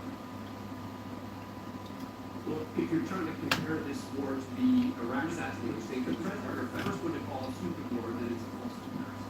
Okay, well, probably a good idea to ask tough questions. So let me just ask you a few questions. Did you advise the president that we should attack Iran? We were, first of all, in this position, in the cabinet, we never talk about what we would advise the president to do or not. Do you think the president I've been in every meeting. I understand the chairman and everybody else, the secretary, I'm asking for and he got every perspective possible. I'm just asking what your perspective is. Are you afraid to take ownership of this? Do you think it was a good idea or not? As I consulted the president, do I think it's a good idea to confront the nuclear bomb? Imagine what the world looks like right now if Iran had one. Okay, so let's just imagine. Which, by the way, if they had one, every previous administration, including the first Trump administration, they have prevented them from having any nuclear weapons. So, listen, how is this war going? Do you think we're winning? Militarily, on the battlefield, it's been an astounding military success. But are we winning the war? Absolutely. Okay, so we didn't call Iran closing because they just want to lose them. Well, I would say the blockade that we hold that doesn't allow anything to come in or out of Iranian ports. Okay, so always, so we blockaded their blockade. They blockaded us, and then we blockaded their blockade. That's like saying, tag, you're it. Or, if President Madison had said, well, the British just burned down Washington, but don't worry, we're going to burn it down as well. Chairman King, did the military have plans for the idea that Iran might block the administration? Sure, thanks for the question. I'll answer it this way. In this job, I have to maintain trust with a variety of constituents. As always, my point in this is, as I explained before, my point in this is we always offer a full range of military options that are carefully considered with the associated risks with those options and the considerations therein. So, Mr. Secretary, did you consider this risk? Of course, this department has looked at all aspects of this risk. And what if this says minesweepers, the only minesweepers we have in the Gulf, to Singapore weeks before the war started? We have lots of capabilities that you may or may not be aware of at the classified level. Okay, and By the way, with the Trump class battleships that help with this? You're talking about a effective future battleship which we welcome in the fleet. Okay, so you're supportive of the battleships? Yes. Okay. How much does Iran profit from your administration lifting the sanctions on Iran when you started this war? I can tell you Iran is financially devastated right now. Okay, well, don't you heard about $14 billion economic fury. They're at a point where between the blockade and what we've done to them militarily, they don't have a navy, they can contest the blockade. Between what we've done militarily and after they buy $14 billion. very few options. How many Chinese missiles could they buy for $14 billion? Does that sound like winning? They're not. We're ensuring that they're not buying Chinese missiles. Okay. At the end of the day, this also has a cost to us. If let's say this war costs $100 billion, I mean, you've already said, give us more time. It's only been 2 months. It could go on for 20 years like Iraq and Afghanistan. Let's just say it costs $100 billion. What is that to the average American taxpayer? Do you have any idea? Well, unlike foolish previous administrations, it won't go on. I'll just ask for years and decades. But let's just say It's $100 billion. hard to imagine how you allowed those things to happen. You were part of the war, so was I, and I'm just asking if you know what a war costs the average American taxpayer. what is the cost of Iran having a nuclear weapon to be I'm just asking if you know the cost of the average American. About $600. So for the American taxpayers out there, my constituents, the constituents you want to represent in Minnesota, I'm guess just a question to be This honest. guy's not looking lovely. Think you're gonna turn it off now? In the press conference, you said we will give them no quarter, no mercy. In order for no quarter or no survivors, it's a war crime under the Geneva Convention. You understand that's murder. Do you stand by that statement? The Department of War fights for men, and we ensure that our warfighters have the rules of engagement necessary to be as effective as Just to be clear, you called the autocratic members of Congress to be tried for sedition for reminding our troops to follow the law. But when you tell them to commit a war crime, you stand by yourself. for insinuating that the laws that we're giving them are all kinds of sort of I now recognize the from Tennessee, Dr. Major Lady. Thank you, Mr. Chairman, and I thank our witnesses for being here today. And I'd like to thank you for your commitment to our advancement of space, Golden Dome, and nuclear modernization, all of which are critical, and also understand we're going to start some pre-production of MQ-9 Reaper drones, which you, Mr. Secretary, and this Secretary share my great state of Tennessee, and we know the 118th Air Wing, the National Guard operates very good, conduct many of its missions, and they do so with great precision. So thank you for that. Secretary Heck said you commissioned as an infantry officer in the U.S. Army National Guard 2003. You've been deployed to Iraq, Afghanistan, Guantanamo Bay. You have been awarded 2 Bronze Stars for combat infantrymen, badge, joint good commendation medals, 2 Army commendation medals, among other recognitions. You have seen military actions from both an operational and service member perspective. Have you ever seen operations with the scope and scale and complexity of Midnight Hammer, Operation Absolute Resolve, and Operation Epic Fury? Thank you for the question, Mr. Congressman. Not only have I not seen missions like that, but you have. If you earnestly go into our formations right now, and you talk to colonels and majors and staff sergeants and 2-star generals, and you ask them about the environment of our military right now and its capabilities right now, compared to under the Biden administration, under Obama, it looks like it is night and day. Even the ranking member acknowledged that the troops performed incredibly well over the past 15 months and demonstrated through the war. These are not new troops in a lot of cases. These are the same troops with new leadership. Under President Trump, who gives them every authority. Under a department that ensures they have what they need. I have operators looking at me saying, for the first time ever, we have everything we need to accomplish the mission, both in equipment and in authorities. That matters when you go 37 hours around the world for that matters. That matters when you go downtown.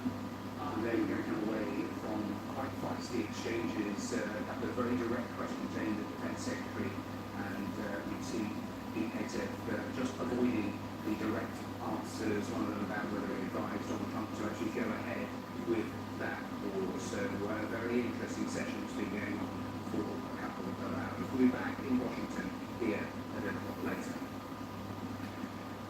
If you're joining us, it is 5 o'clock live from London. This is BBC News. 2 Jewish men are stabbed in Golders Green in North London. Police declared it a terrorist incident. The Commissioner for the Metropolitan Police condemned the attack. It's another horrendous act of violence directed against our Jewish community, which follows a series of arson attacks in recent weeks. The chief rabbi has called for meaningful action, saying words of condemnation are no longer sufficient. We'll be speaking live from correspondents who are at the scene in North London here in the next couple of minutes. The King too has sent his condolences. The Home Secretary, Shabbat Mahmood, says the government is taking action. The police are continuing to investigate, but the initial circumstances do suggest that the designation of a terrorist incident is the right one.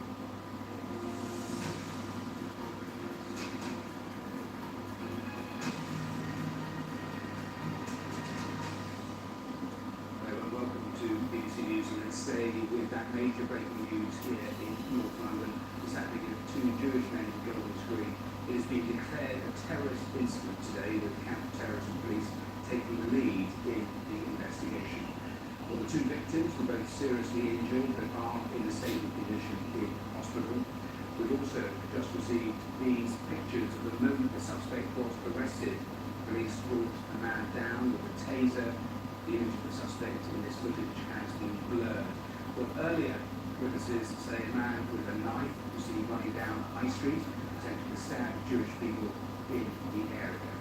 Residents said one man was stabbed outside the shops on Golders Green Road, and said another was attacked on the side road outside of the synagogue.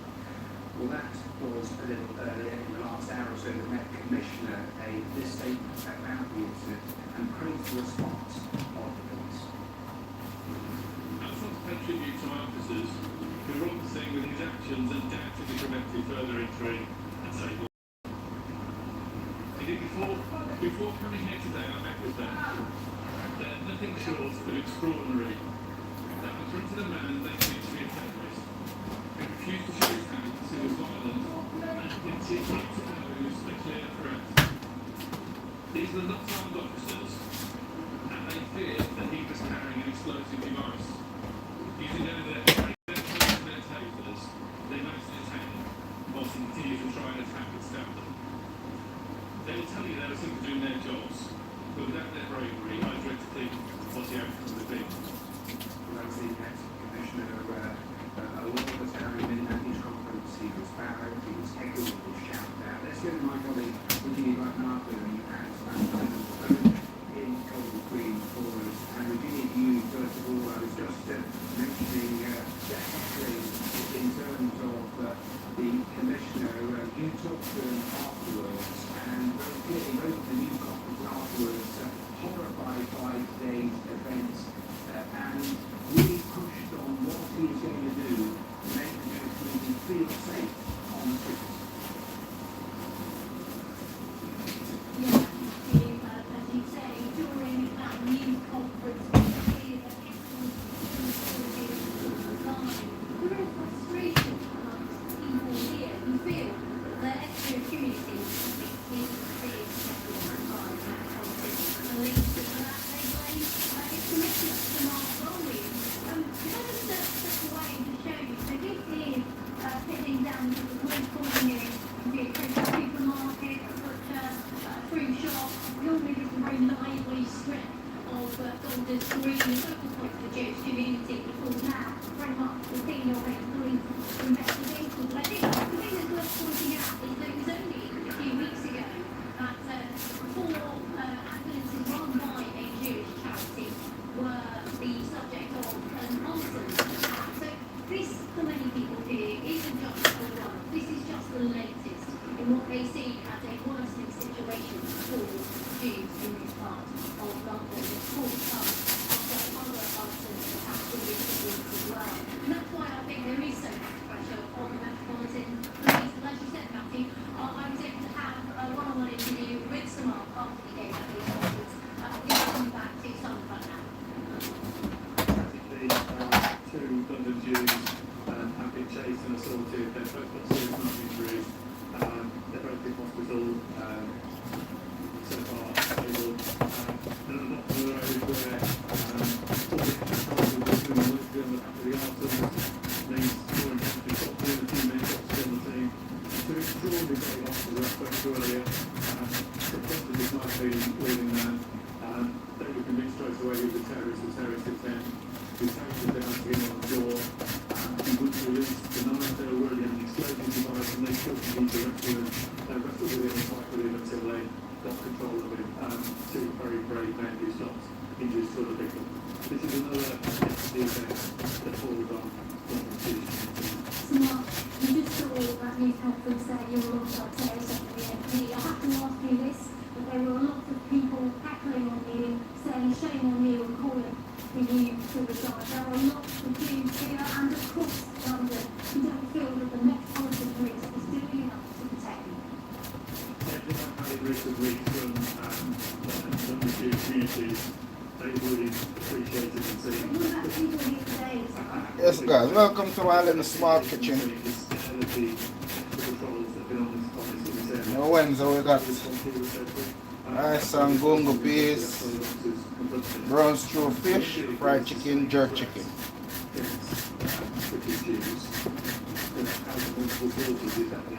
I'm just trying to make some coleslaw. Extreme right and extreme left racists.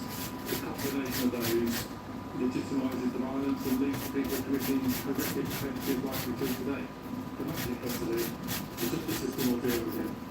we want to say long-term protection to people. We'll do everything we can do. Because London is a community of communities, everyone needs to feel safe within themselves. And it's not right that I just need to feel much, and we do everything we can, and I know others will do the same.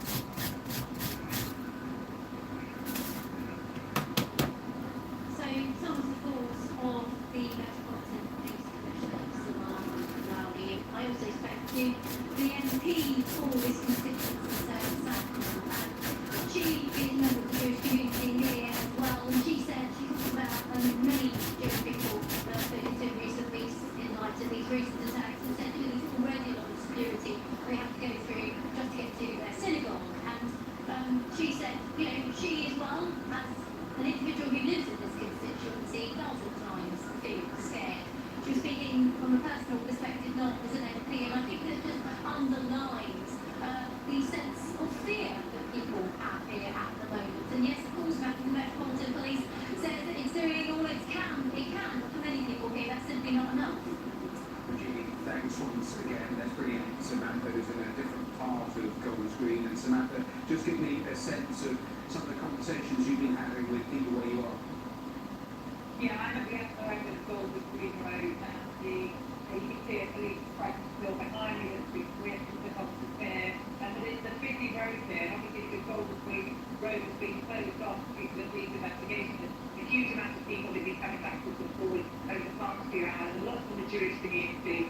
So we're reiterating those thoughts. They are shocked but not surprised. That having been over the past 2 years, there's been such an intense build-up of anti-Semitic hatred and attack towards the Jewish community, which number around 10 incidents a week in the last figures that have been released by CST. And they felt that it was inevitable that some kind of violent attack would happen on the Jewish community. And they are angry, a lot of people, because although there has been an increased police presence that we've heard over recent weeks and months, goes back to October when there was an attack on a synagogue in Manchester, we've heard politicians, they say, give their word, talking about how they're going to protect the community, how it will not be tolerated. They say, these are the words, there hasn't been enough action. Yes, perhaps sometimes an increased police presence, as we've had from Mark Rowley, the head of the Metropolitan Police here in Golders Green over recently in other Jewish areas in London and across the country. And they,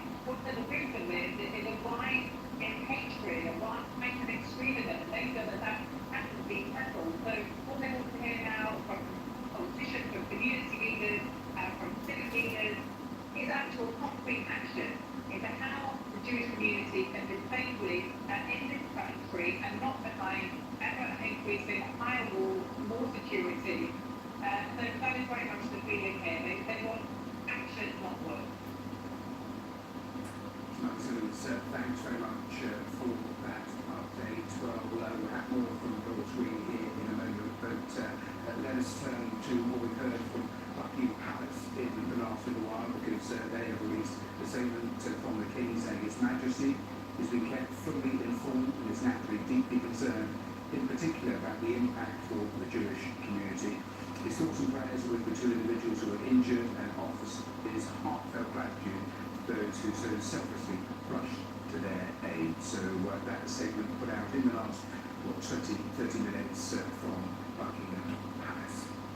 Let's turn to some of the politics, because the Prime Minister has called a Cobra meeting following today's incident. Chancellor Keir Starmer and the Home Secretary will both attend. We heard earlier from the Home Secretary, Shaban Mahmood.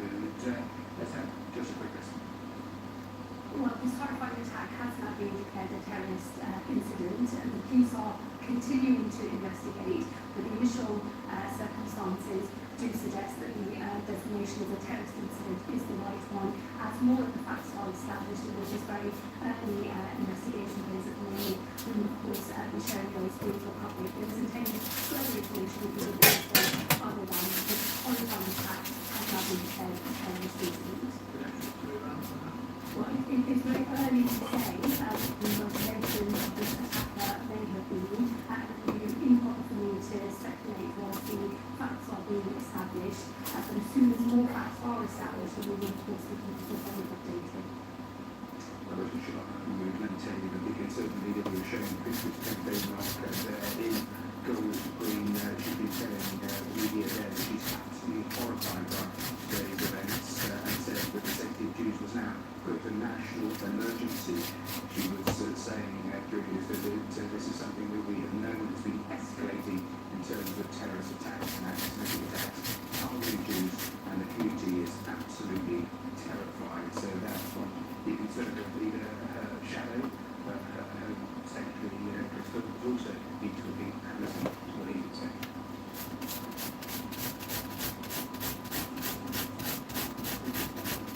The UK's Jewish community is quite been under attack. They feel unsafe. They've got the money, Gold Green window, and scared to send their children to school because of these attacks. It's completely unacceptable. The government has stopped this. It's not good. Potentially, at-risk areas flooded with police patrols. I'd like to see counter-terrorism, surveillance powers used against those who may be anti-Semitic attacks. We also know some of the recent attacks have been sponsored or arranged by Iran. I'd like to see Iranian diplomats and spies in the UK expelled. And I would like to see any foreign citizen who is expressing anti-Semitic views, supporting extremism or terrorism deported from this country. To be very clear, this country is unacceptable. From the Conservatives, let me update you more. Reaction this time from Israel. The Prime Minister's office saying we demand and expect action by the British government to protect Jews after this stabbing attack. And Israel's president saying I'm horrified by yet another violent attack on Jews in broad daylight on the streets of London. So let's go to Downing Street and our political correspondent Katie Austin, who is there. And I suppose the obvious question is, what is the government going to do? We had a series of attacks, so what new measures might we expect? Well, what's happened this afternoon is the Prime Minister has called a meeting of COBRA. That's the Cabinet Committee that is convened to handle matters of national emergency or major disruption. And let me talk you through a bit more of the political reaction there's been so far this afternoon. Generally, condemnation and concern from politicians of all the strikes. We've heard from the local MP, Labour MP for Finchley and Golders Green, Sarah Sackman. She called what happened today appalling and said the attack on Britain's Jews is an attack on Britain itself. As you say, the Prime Minister has called today's events deeply concerning, speaking at Prime Minister's questions. The spokesperson said this afternoon that anti-Semitic hatred is rising once again, calling this a deeply shocking incident. I can talk you through a little bit more of what the Conservative leader Kenny Baylock has been saying as well, speaking to reporters this afternoon.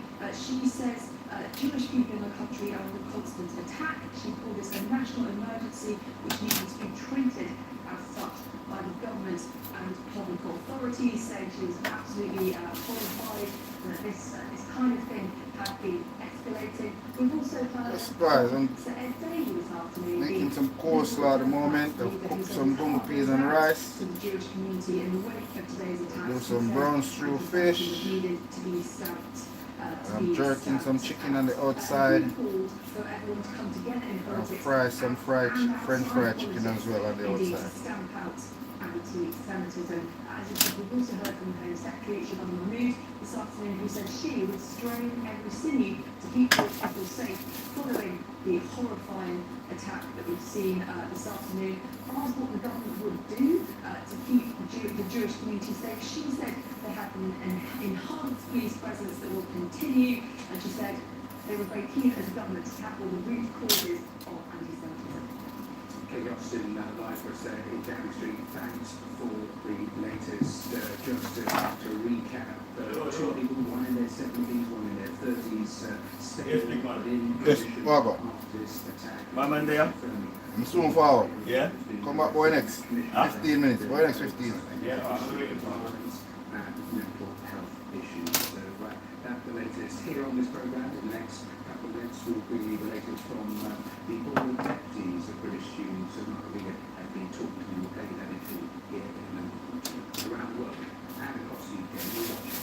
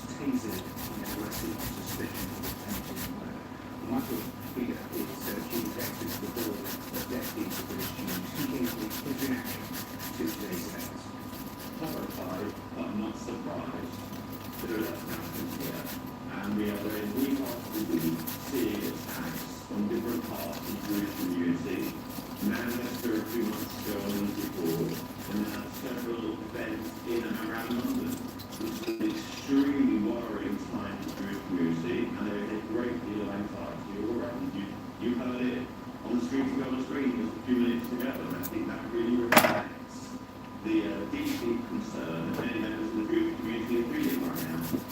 You were listening to the Home Secretary when she was giving her response only what, 10 minutes or so ago. She said, and I know you want to reflect on it, we don't want to see the Jewish people in this country living a smaller life. She said it's not one word saying that, it is a statement of intent. It is simply not acceptable to allow that to happen. In terms of the people that you speak to, is that very clearly happening, first of all?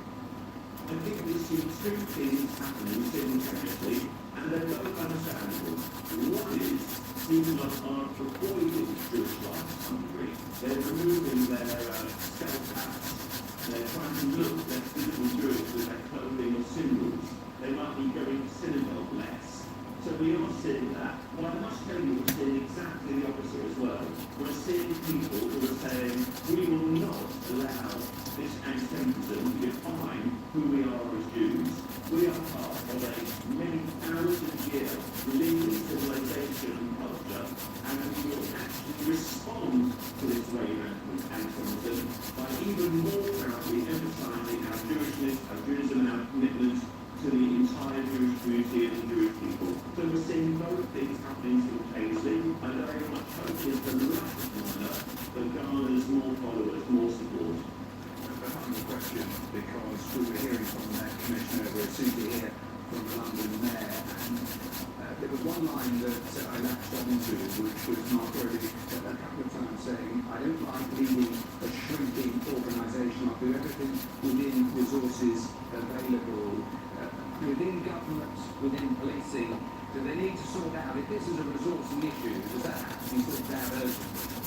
Yes, it has to be done. One thing we know to be effective is when there is a very visible Jewish team presence in Jewish neighbourhoods, Jewish synagogues, the schools, the shops, in those areas where there is a significant Jewish presence, or in smaller Jewish communities where it might be just one or two synagogues. It is vitally important that we see a consistent Jewish presence, because that will both deter attacks and enable the police to respond quickly should there be an attack on a Jewish institution.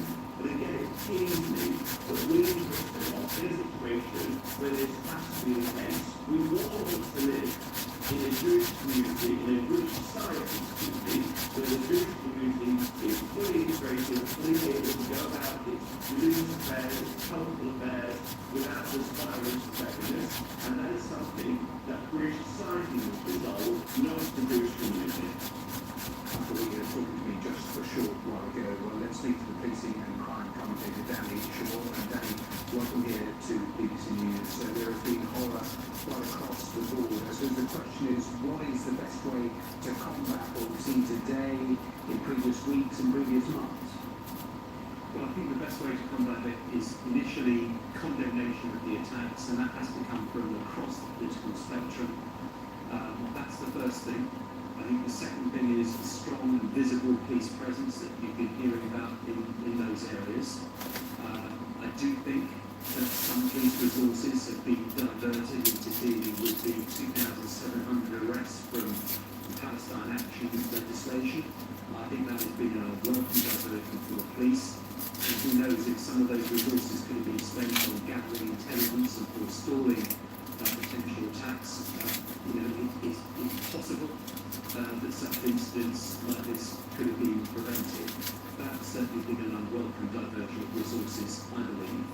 But what has to happen, I think, now is for the police to gather the intelligence they have, together with working with intelligence and security agencies, to ensure that they are ahead of risk that they possibly can be, because it's through intelligence that you defeat this. You cannot have look like this is my mom. Every single football Huh? is a single football where there's 24 hours a day, 365 days a week, just with possible.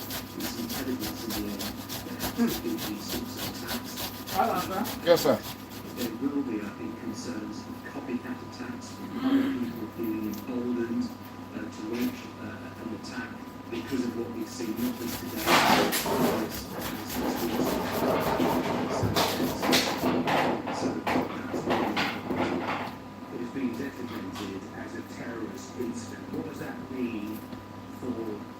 investigation in the coming days. It gives the police some extra tools and powers, certainly detention powers and search powers, but I don't think it's going to make a huge amount of practical difference. It's more about sending out a clear statement that this was an attack that was motivated by a religious, ideological, political cause and was designed to influence government or intimidate the public in some way, and it involved serious violence, which it clearly did.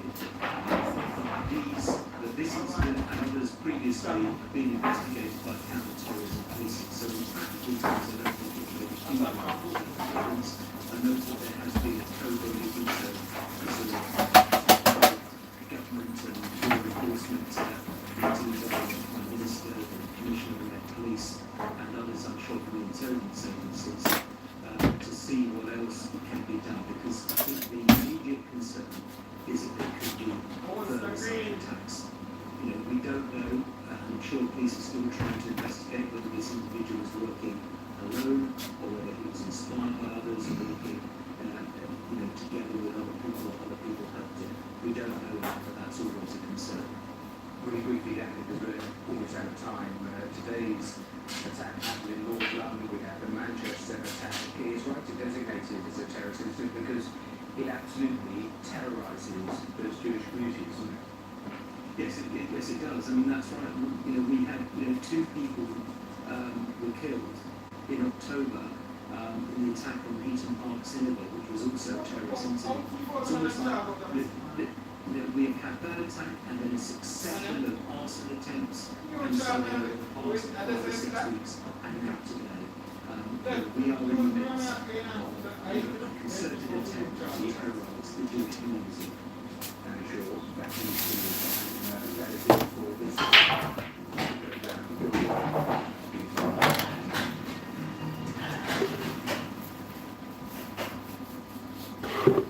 Hello, we're high pressure currently in charge of our weather today. We've got lots of dry weather flowing through this afternoon, lots of sunshine. That's what will be covering the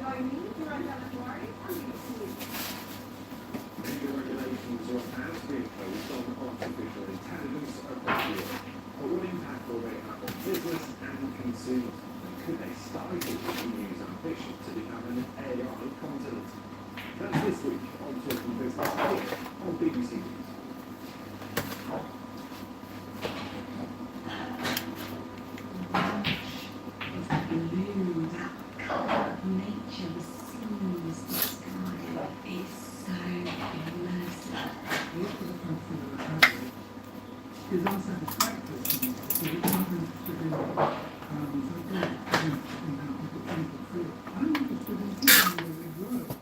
fully in the moment, you are totally responding in the moment to everything that's happening. And when you do theatre, that can change night after night to the mind, the moving, breathing, acting thing.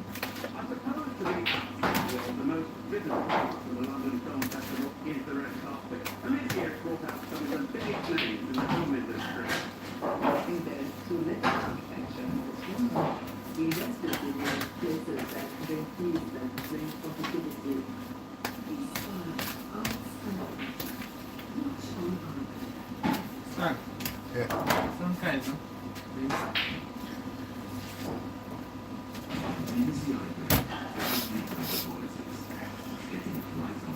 I really want to say more on the site inside the little. I'm supposed to. When I have to check my account, you're supposed to put the money on my account for you know. I don't remember nothing about it, honestly.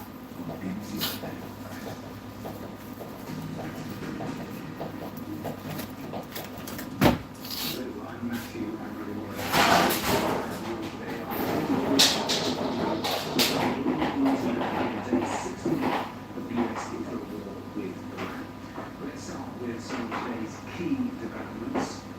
They all list an ice cream around until it gets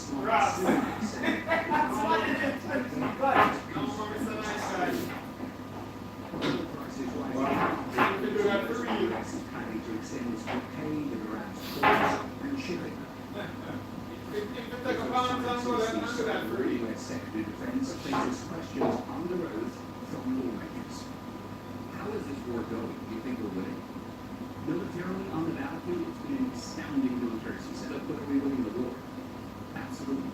And Israel has intensified its attacks on southern Lebanon despite a ceasefire. It says it targeted a Hezbollah tunnel that's 2 kilometers long. Ceasefire and Israel still a drop off. So let's start with the new threat to Iran from Israel don't want to stop. Israel don't want to stop. Netanyahu don't want to stop. Netanyahu love war. The president shared an AI-generated image of himself holding a gun with explosions going off in the background. He captured level with an ice gun.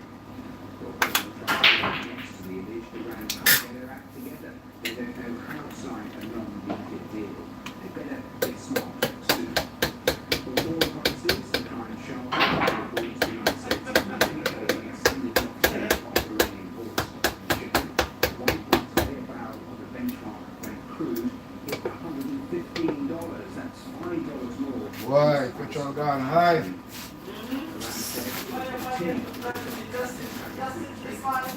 In response to the US blockade.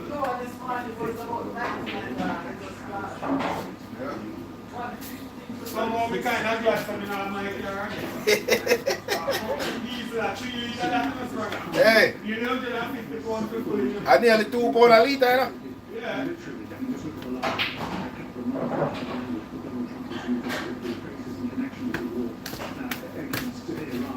I think it's probably time to stop being surprised by this kind of rhetoric. But I think what it does did show behind this rather bravado macho man is a frustrated man, a man who is in a quandary because Iran has still not caved.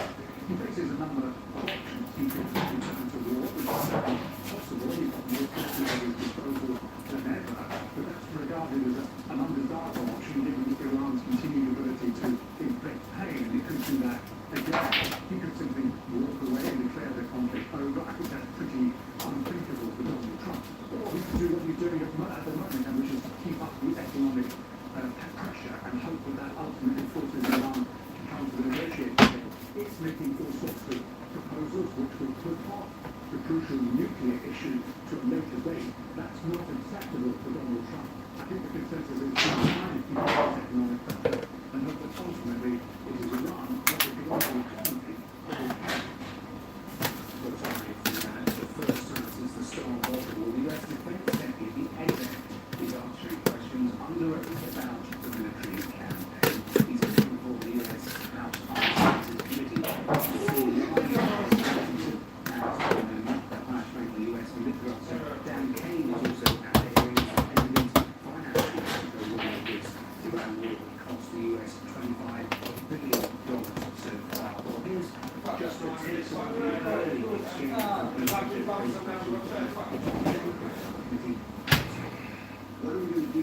Trump has been clear on it, from the killing of Qasem Soleimani to pulling out the Iran deal, to Midnight Hammer, and now to this effort to recognize that you have to stare down this kind of enemy and help them from getting nuclear weapons and get them to a point where they're actually capable of giving it up. So they haven't. So they haven't broken the they haven't gotten it. The nuclear facilities have been obliterated. Underground, they're buried.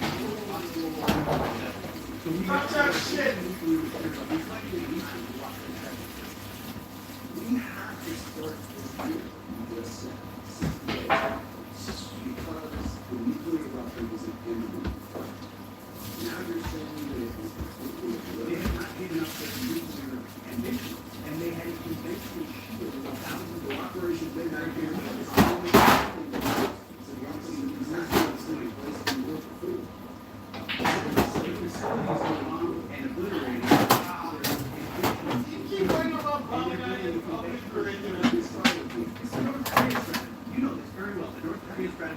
Conventional missiles to prevent anybody from challenging them so they can slow walk their way to a weapon.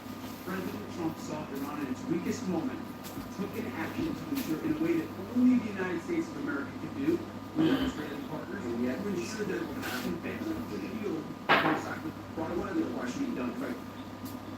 Fascinating some of those exchanges. Now, the Chairman of Joint Chiefs of Staff, General Dan Payne, also faced questions from those lawmakers. Did the bill bring up plan for the idea that Iran might block it? Sure, thanks for the question. I'll answer this way. In this job, I have to maintain supply of constituents. We always offer a full range of military options that are carefully considered, with the associated risks with those options and the considerations therein. Do you consider this risk?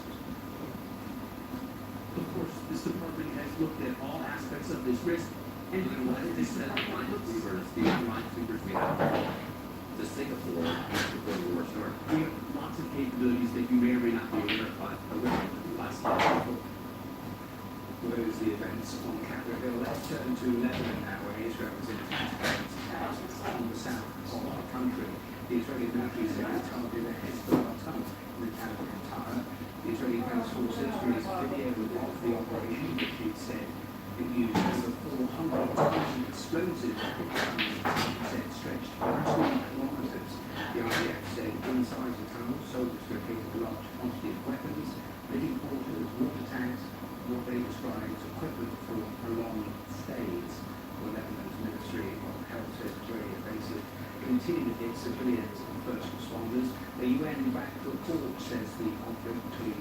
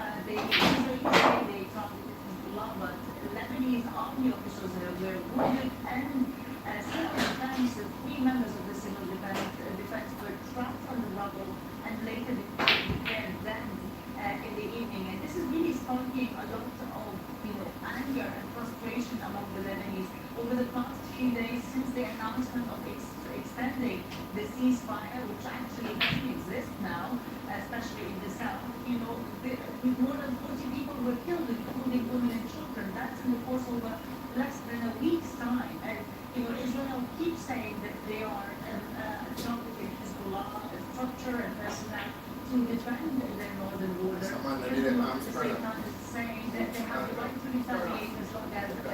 Alton, and Portland, may I accept for Alton.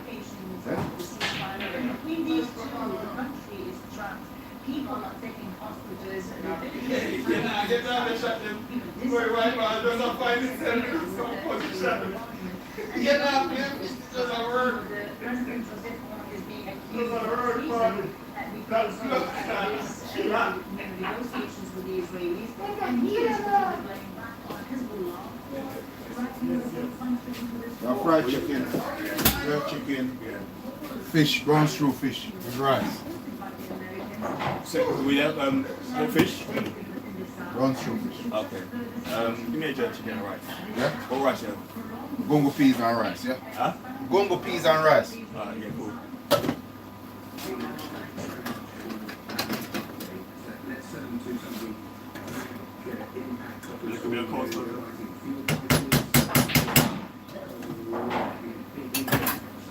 Industry will today the Federation of Indian Airlines collapse because of the massive increase cost of jet fuel prices. The Federation, which represents three major Indian airlines, wants the government to suspend excise duty on fuel and a reduction of other taxes. For some of India's labour-intensive sectors are also being impacted. In the North Indian city of Firouzabad, the ongoing war is threatening its century-long glass industry, where energy has been to the city for tenants. This report. Owners of US glass city pays a high cost of 70%. Its prices of gas source national street rules the Indian government has acted to restrict supplies by 20%.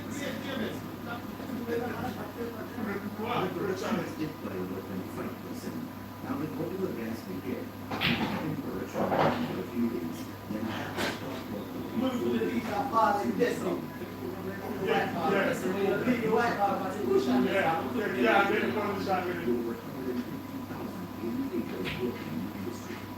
combining work at least 6 times a week, workers like the rich bubble see it's uncomfortable for 4 or 5 weeks. This is Spraggabenzy Wednesday, and we will be on the way working with classes in these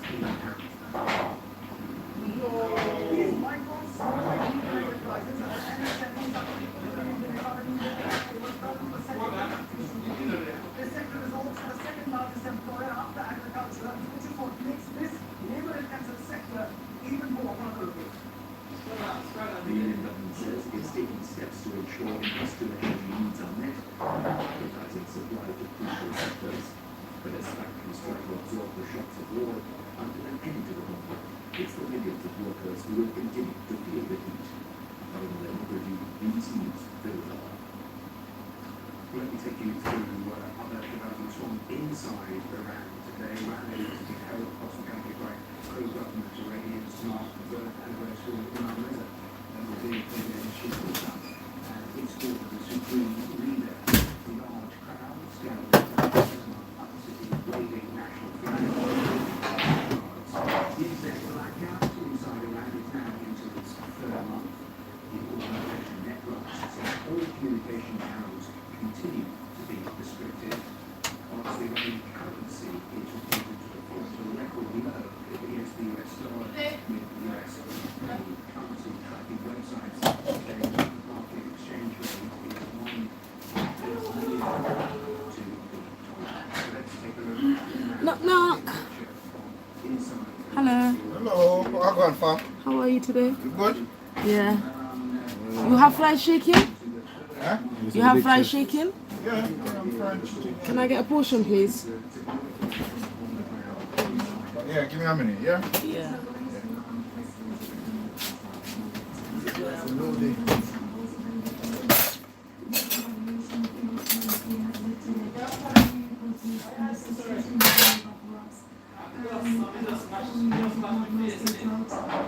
Because of the internet blackout that has entered its 65th day, and those businesses that are relying on the internet and online platforms have been totally shut down. Some restaurants have closed, for those employees have been shut down because of various drugs that they destroyed or banned.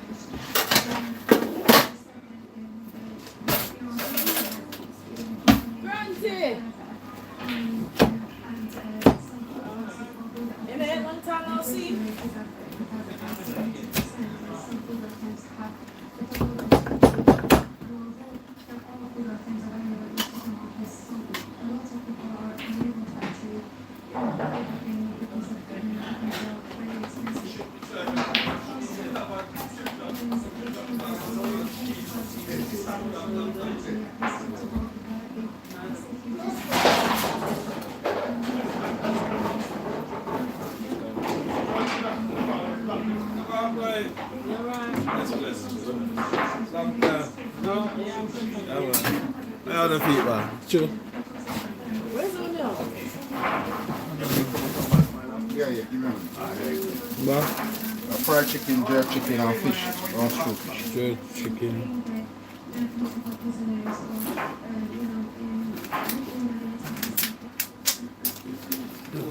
Some feet, right? Jerk chicken, fried chicken, jerk chicken. Let me have some jerk chicken with the rice after, yeah? Please. Yes. Fill up this for the block.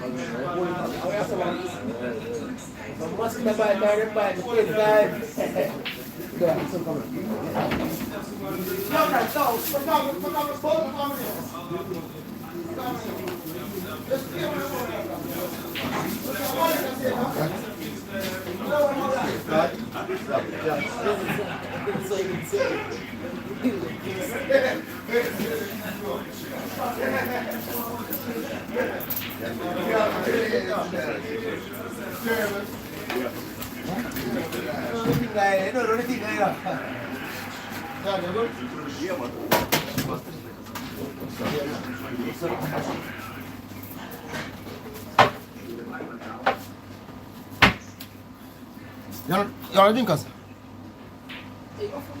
No, you family, no, you. I've got my man. Wait, you get.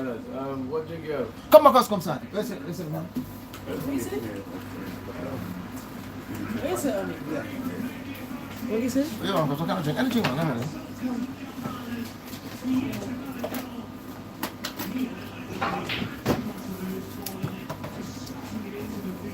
Why you don't say what more? Come on, you don't say what more for Elevation Fire? What done? What can I do? It's soft drink, what is it? Soft drink or hard drink? Soft drink or hard drink? Soft drink or hard drink done?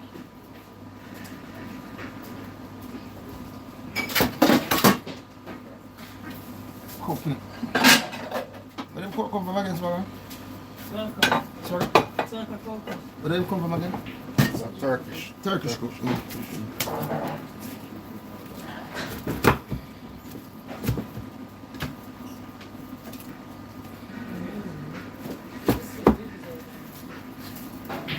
I can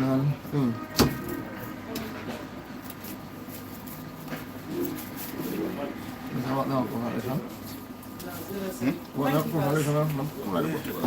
Yeah. Just them mad.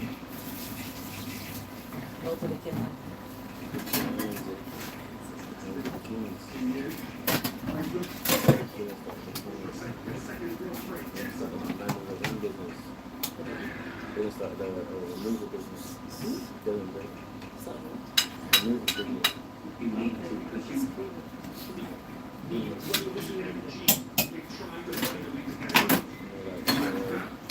need to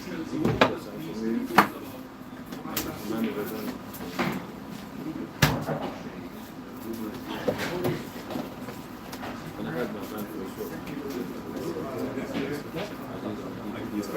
Oh, what? What was that? Love.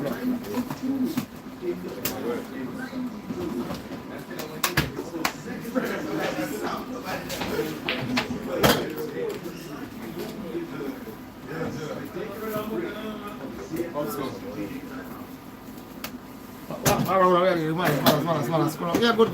There.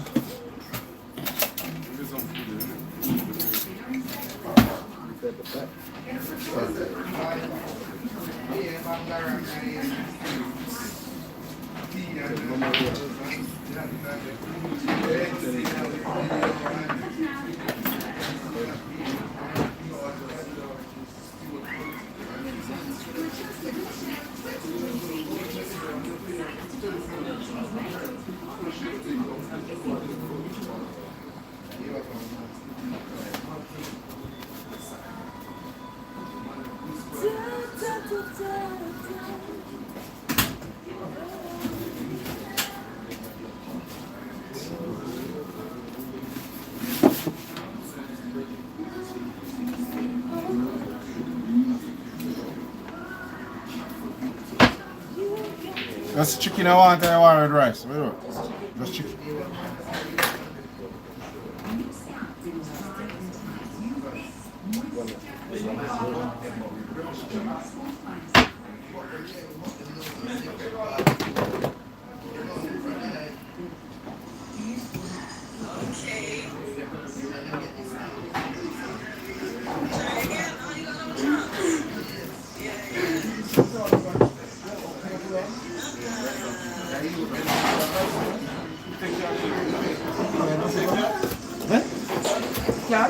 Yeah. Another? No. Who wait for you turn? Huh? No, who wait for you turn?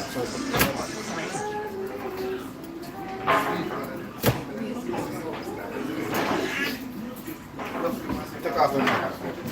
Huh? Take off the church.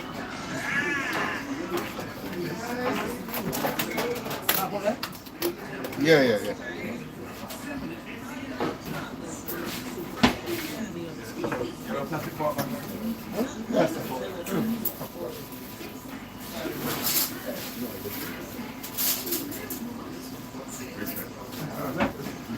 Yeah, take away. Ready.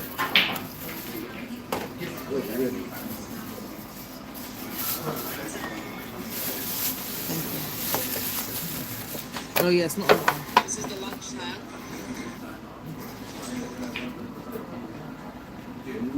That's startup. Take few minutes. Few minutes. You see what, my fried chicken, rice and peas and some wings. Take away, yeah? Oh, hold on. Tell him to take out the wings and tell him. Put you down, take out the wings then.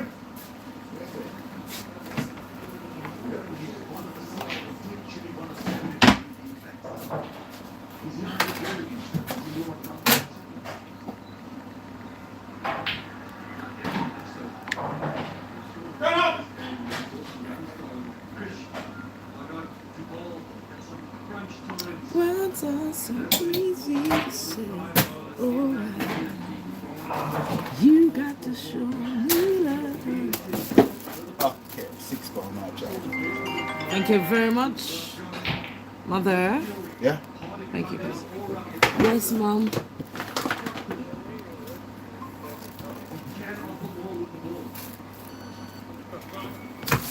Yes, he's got rice, but... Yeah. No, you want rice? The rice. I'm not cooking rice.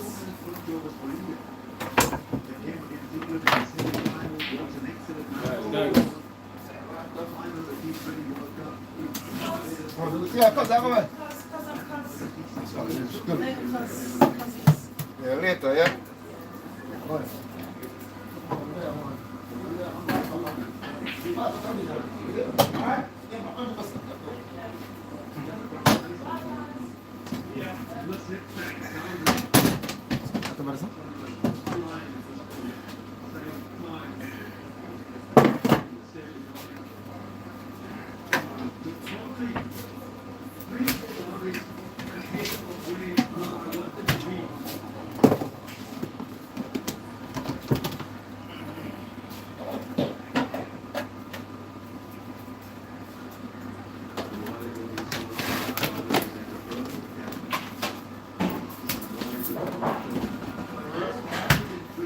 Not cover.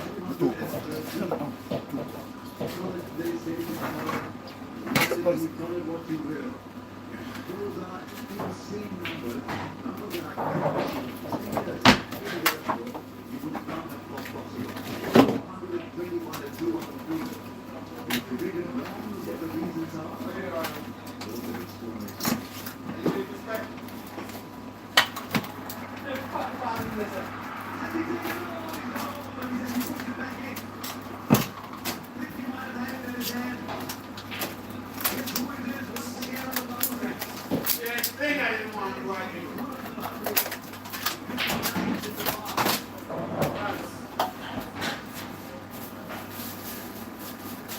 Guinea.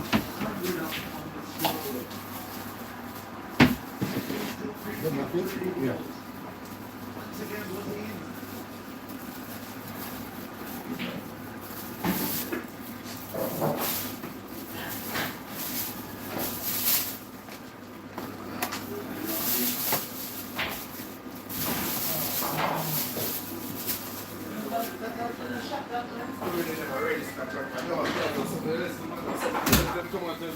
You get me?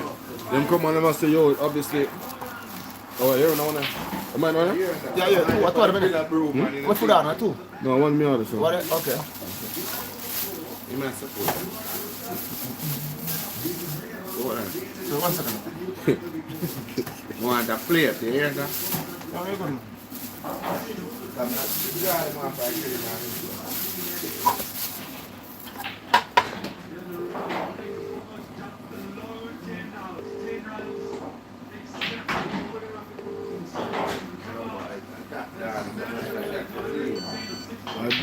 I done something separate that man. Man has done things, yeah? That man wonder, but him go do that one to the food here. Bro, but him go, but that no did weird. Because man said that don't make no sense. Oh, when he reached this up. Rasta tell me say, yo, that the bricks and it, I'm saying, my ambulance moving, I get holding on his waist. No, I'm not tell you what them do. So we in the team, but the man that fuck with chest. no, I'm not tell you what them go do. Them go, it's a girl. I don't know why. I don't know why I'm going to come out this. I'm going this with all of that, bro. In my critic, Virgin, got all of them power with you. Yeah, That's but the same why thing would with they face stand up last night and I did it. Yeah, but why would they then go feed them in the first place, then, bro? In a brawling party like that. You know what? The West Side man. But you go feed to see something after. You know, it's easy. They better. Bro, I have the whole thing, bro. I'm feeling so fucking what to call it, fuck to know, bro. Because they know the one of them know. I've been know people come now. They might say, oh yeah, oh no, that's tell Freddie, oh no, that's Viper's bridging though. And then Freddie say, what type of bridging as well? No, so obviously everybody know about people are different say, oh this is Viper's bridging, that's the aim, this is Viper's bridging. You know it, fuck, everybody know what I wouldn't have fucking picture. You know sit because that's what I'm saying. That's why I'm hold it down, but me don't have to knock it. But me 40, line up a plate for me. Me try them off a grill. Just put some rice and some cold soup on the grill. And we pick them out.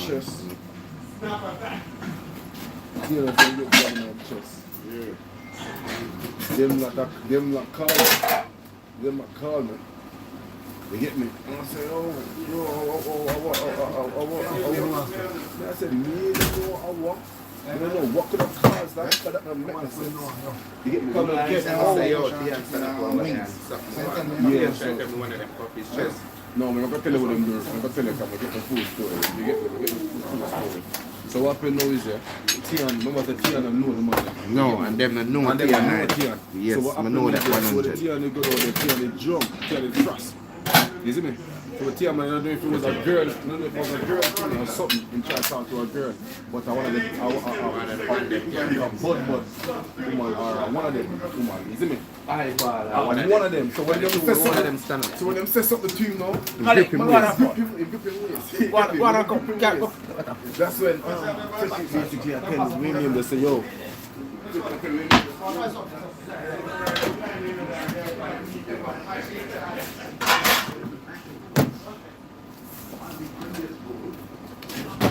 What soup we got today, boys, if any? No soup. No soup? No soup, please. Okay. That means now I gotta go home and give your wife my red pea soup. Thank you very much, boys. Okay, look. Do me an 80. Okay, what have we got? We got jerk chicken. Today's not Thursday, so we're not having any pork. What meat we got there? Stew chicken? No, fish, brown soup fish. I want to have jerk chicken, Yeah, fried chicken. something with a bit of gravy on it, man. Okay. Right, yeah, we already did one. Yeah.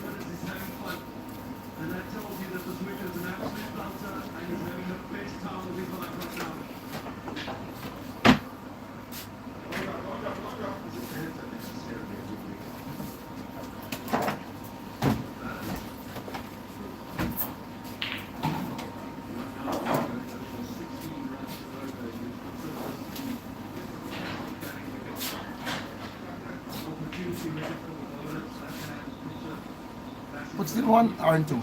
In one, eh? Yeah, I could do it in one, man. So. He's just going country with me from tomorrow, so. Okay.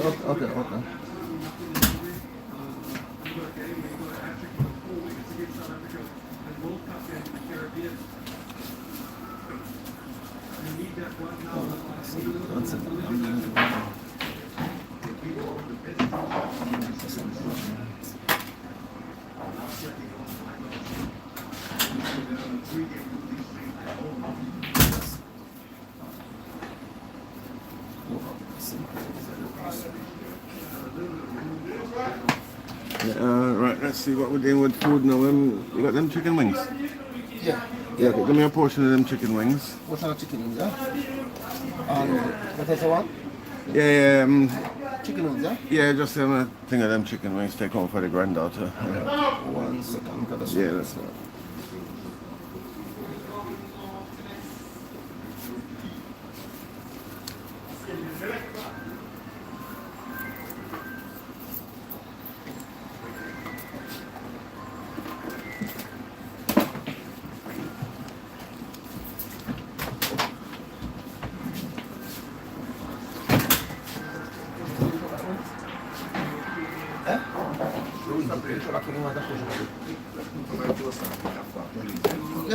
Yeah. How much a portion? Yeah. Yeah, that's right. How much a portion? £7. Okay, give me another one of them. We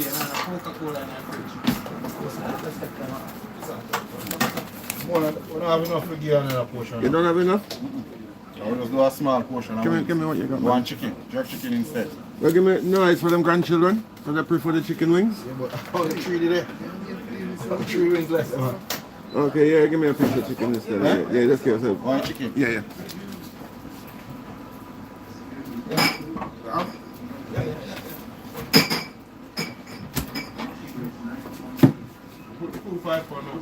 Yeah, we can. If that's give me 2 pounds.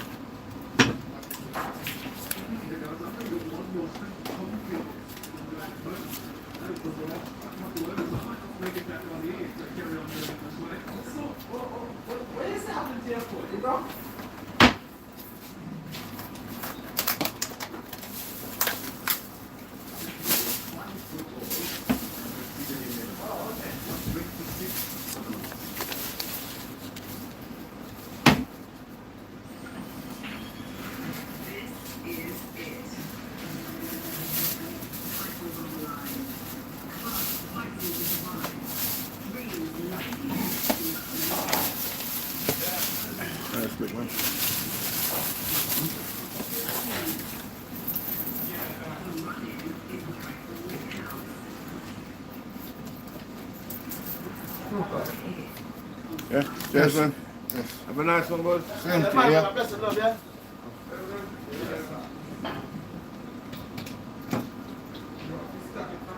You hear me, I'm in 3 pounds 20 pence. Eh? You hear me, I'm in 3 pounds 20 pence. You hear me like what? I'm in 3 pounds 20 pence. Oh. But then it's a 54 pound, 54 pound something. I'm not, because I want for money, you know, 54 pound money. I have a lot of.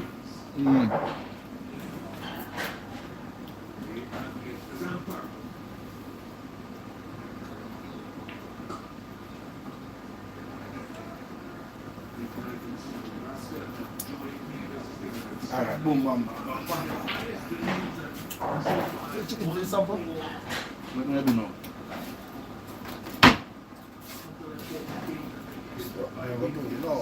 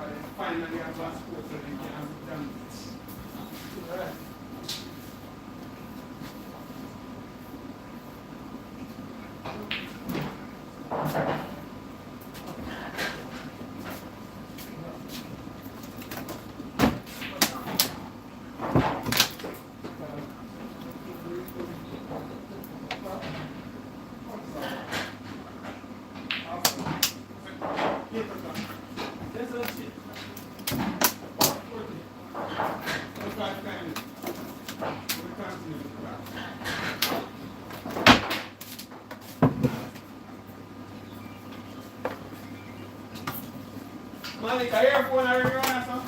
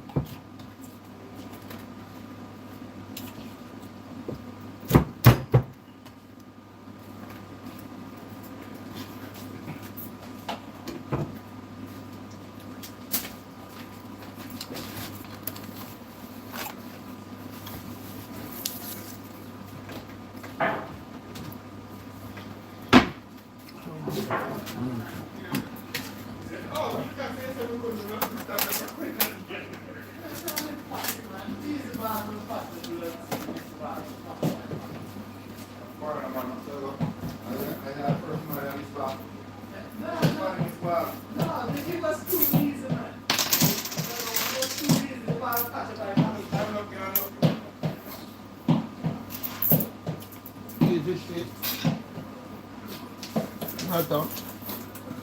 Easy shit.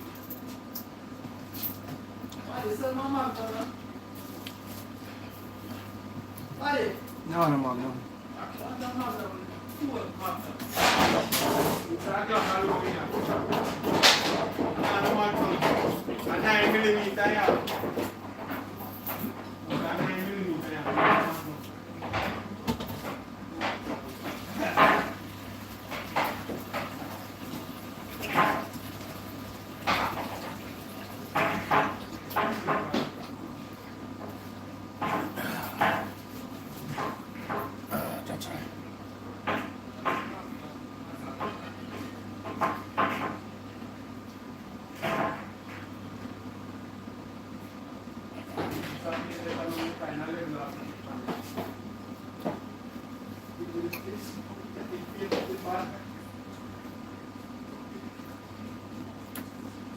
No, I remember, man, I took a busy in the shop when I couldn't answer the phone, you know? I remember, man, I soon call and I'm sorry to you see? Alright, then, man, cool.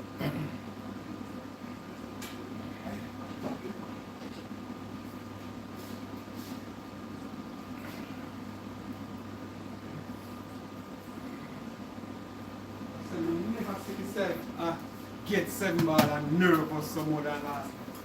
No,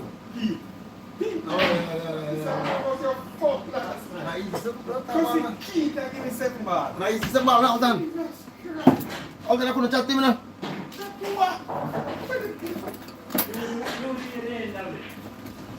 No, down there, no.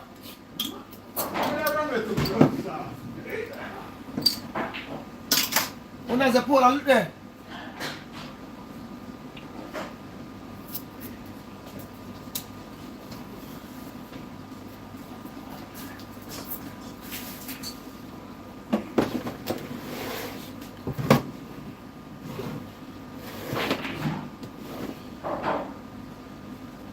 That is that best.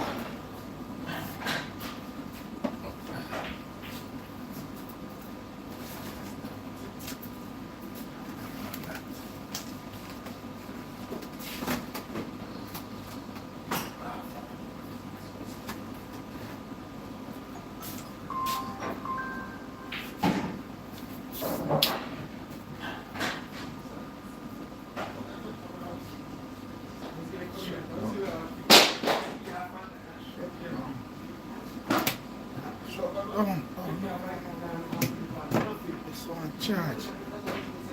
This one charge.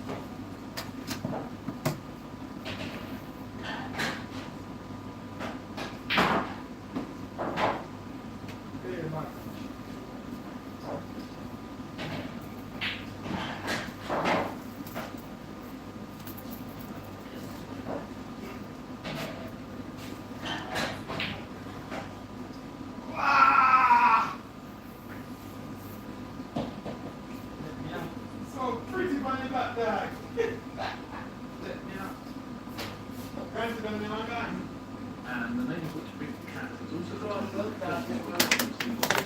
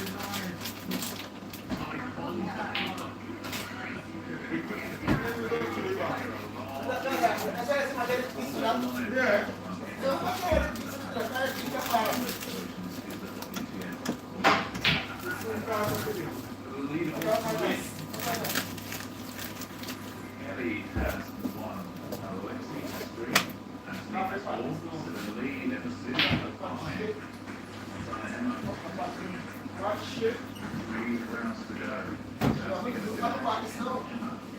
Finally, let's this. In the ring, pins on buttons, please. Everyone, first I'm going to show you the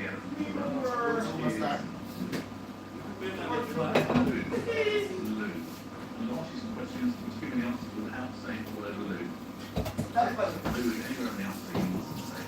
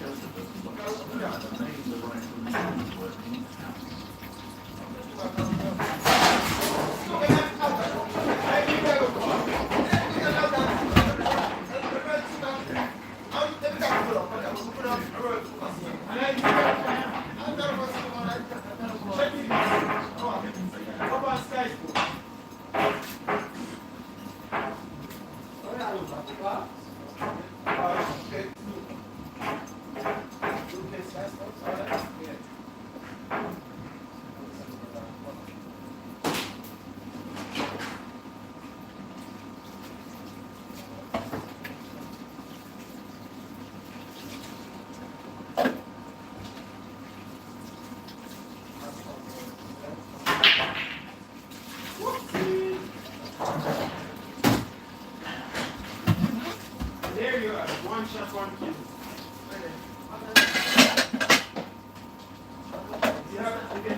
You can continue to do something and start playing about 7 ball. 7 ball that you give me. No, a 7 ball that you give me. And you keep on a break like that and a big. No, that's not 7, right? That's a 4. No. A 4. That's 7 ball you give me. Shit. But that's a 7 ball man break up. That's a 4. That's 7 ball you give me. 7 ball shit. That's 14. Then we get that this man a free pass on a patch black ball. But did it again, bro. Who can I give you that? No, that's all that. You never break up. What do you mean? You never break up. Because they don't need. But that's around the camera. Where's that ball? That one. We got trying to do it there.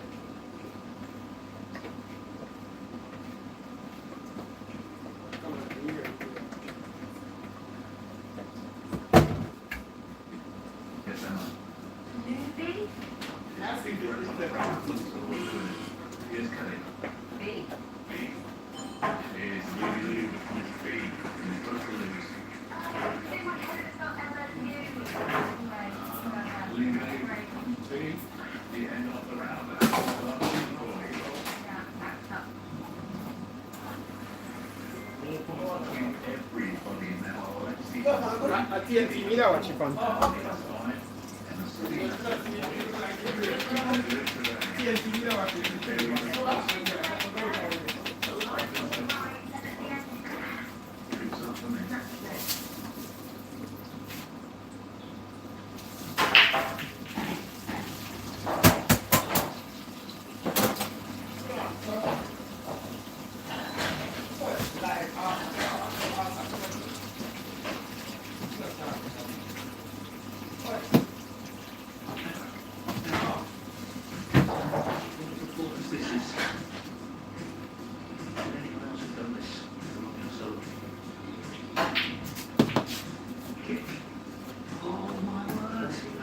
needed to land on the black, he's got a kick.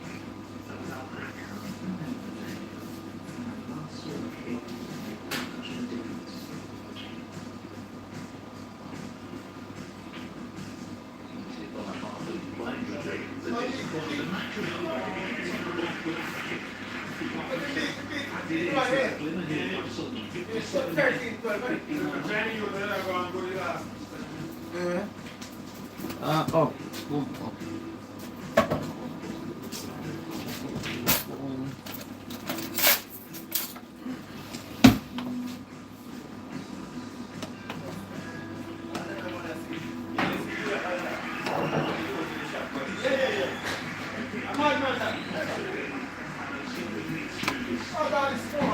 My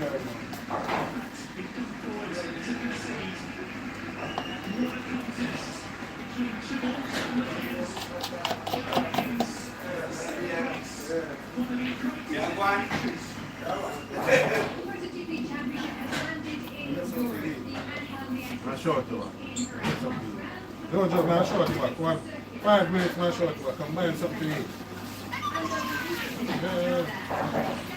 So easy. 5 minutes, George. I only got 5. Brilliant, I really love. Yes, fried chicken, jerk chicken, fish, brown stew fish. Yeah. I see burn, man. Oh, no, give me a side breast. Side breast. Chicken chopper, yeah. Just chicken, eh? Yeah.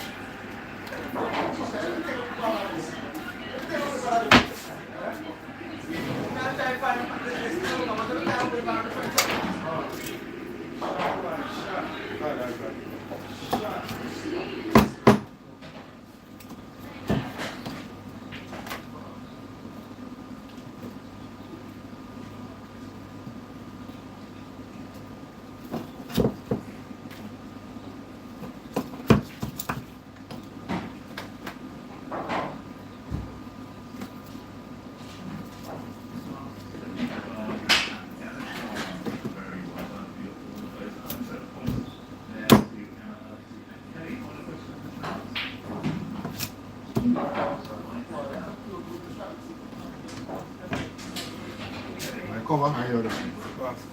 Give it a cover, pass.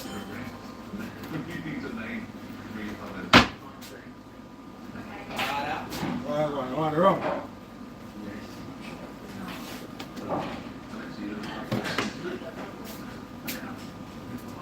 What should the chicken?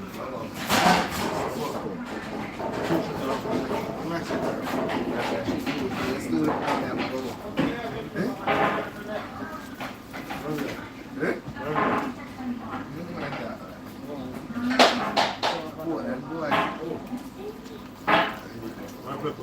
How about that? Can I talk to them? Yeah. You say want pepper?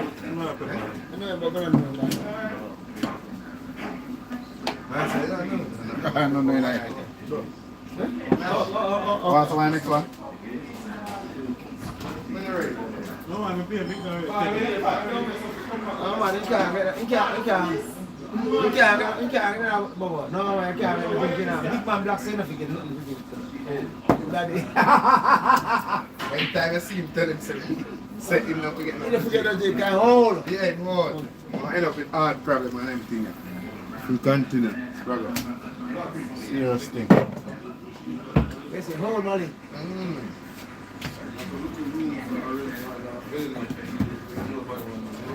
You have over rent? Good over or bad? Good over or bad? No, the place good, you know what I say?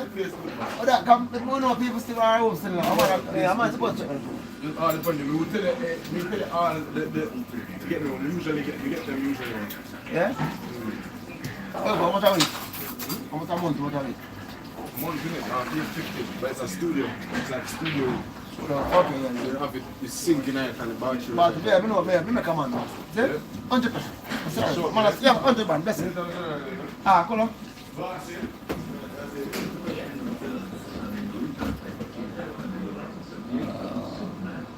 How do you want that in front? Eh? What is it you want? Listen. Listen to what I want. A salmon? Yes. Salmon, get my own story. Oh, you get that? Oh.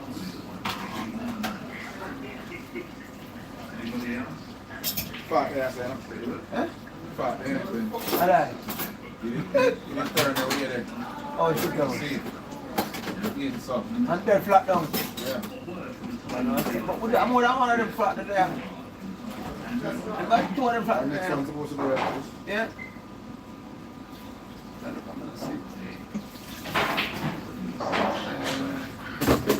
See that snow? That's about shit so.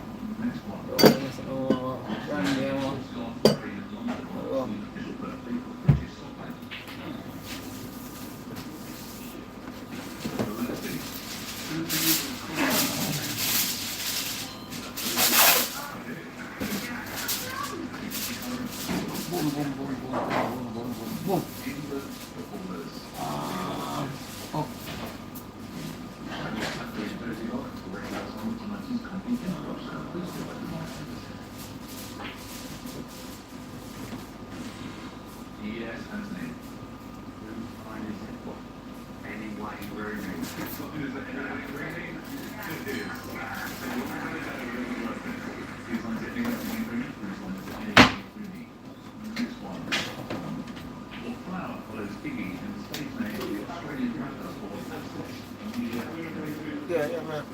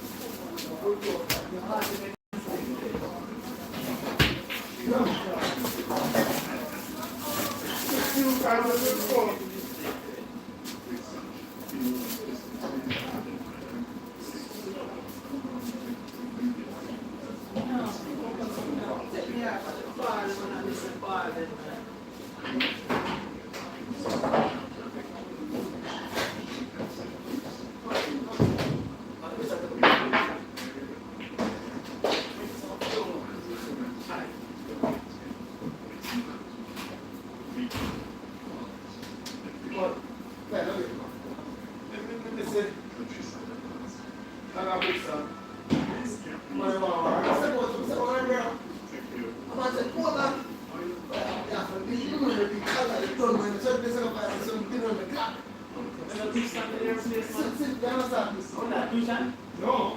So they say, push it, say, I want to push it. If it's a car, it doesn't come out of things. You see what I say? I have to push it on the chair.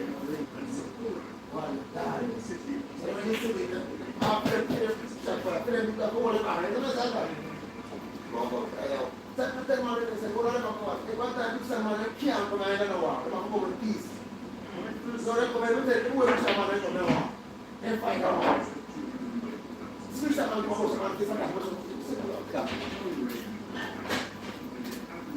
Oh fuck, I done.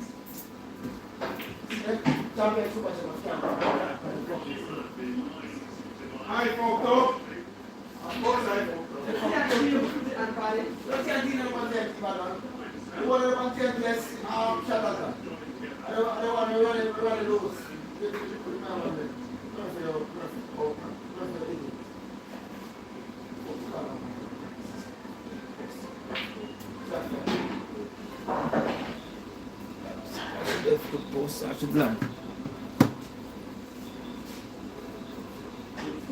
Oh, Father, that's what I'm going on. Call on me, calling on your phone, man. I know about me that call you, so I call back and come off my phone. I come off the phone on it. You have 30 pounds, listen, you have, don't worry about that, baby. You have 30 pounds on you? Eh? What you say? Alright, come meet me for shop, please. And send something. What you say, man? Hold on, one sec. Hold on. One sec. What you say now? You get everything I did before. Can I do it before 7 o'clock, please? Before 7:30. Alright, get ready, hear me that shot. Before 7:30. Before 7:30. It don't matter. Let's come. It don't matter the first. Let's come.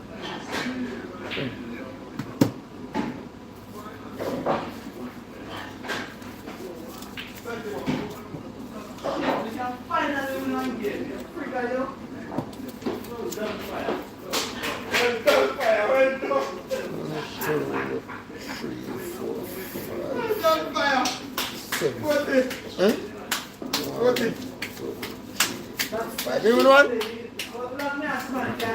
You're in 2 out of 11. I want to beat out a rascal again. That's 9-2.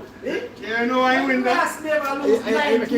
It's your fault. That was a raw spot a while ago. I'm going to give him 2 shots. And the white ball go drop off. Give him 2 shots. Go right up on the black and say, fuck, I for that, we forget one, me at the key. Give him 2 shots. Oh, fuck. Fire kind of no. Me not play no more, freak you. Get some more fire. I am not playing anymore. Oh, come on, come give me some No, water. you beat me enough today. We have tournament later, man. Give me some water. You don't get enough. No. 9 years. And you play some blood street shot for that. You can't play what matters is you don't play.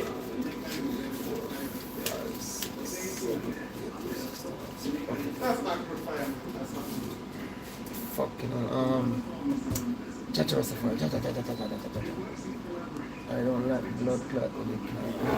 Not good fire, man. Not you. But Paddy, can I Alton, where you want for drink? A shot or something. Give me a Paddy, give me a jug and store there. Where you drink? You want Jagan? Yeah. So 2 hot Jagan. Just give me a hot Jagan. You know what done around fire. You want a shot or something, and you take something. You want Jagan? 4 Jagan. Yeah. I think if I am Fire.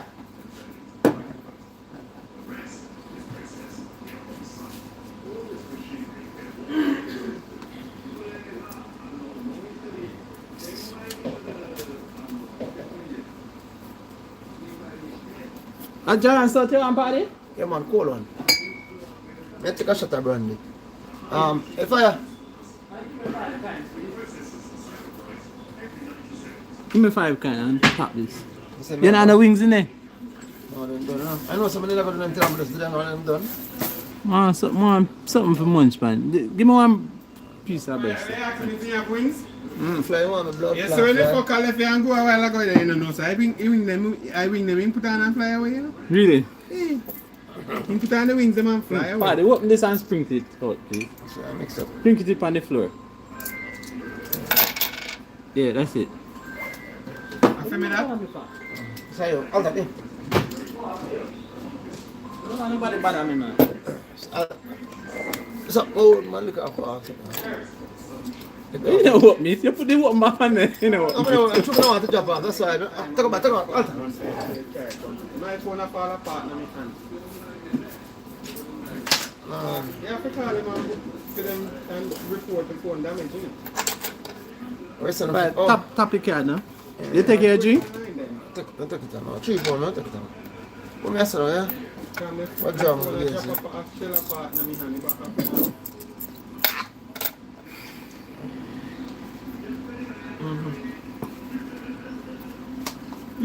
Yeah, I know, me fall apart.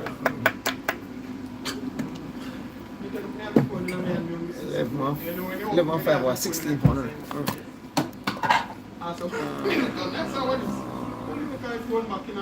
Paddy, can I get a piece of chicken? Just one piece, man. Just one piece of chicken, Pete. Just put. You want 40 pound chicken? Frig you. Tell me what you Just want one piece of chicken in it. Just want something for munch, man. I'm not hungry. Man, punch shit. Thanks. Don't go there. Fire? Hmm? Don't go. Run. See them? You get them? Fire. What? Yeah, take a piece of it. Abres?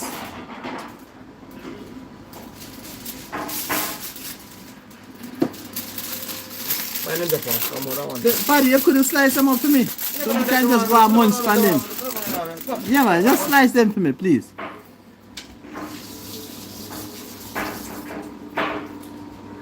Just go and munch on something in the meantime. There you go, man.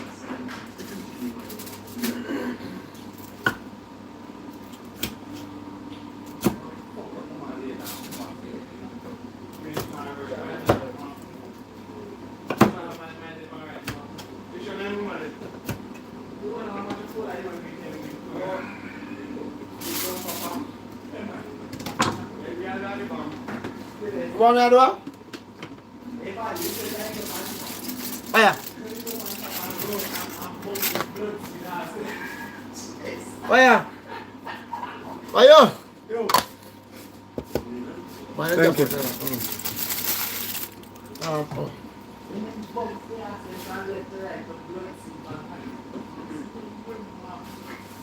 Yeah, what I'm telling you? I'm telling you because of blood clot, but I'm not this up for long. I explained that I want to take care of the box in a fire. I take care of the box and see me and back to the island. See pussy, yeah? And then we go up step. Now I'm going to gather and pussy does that drop out some for the inside. It's not right now. Piece of pussy.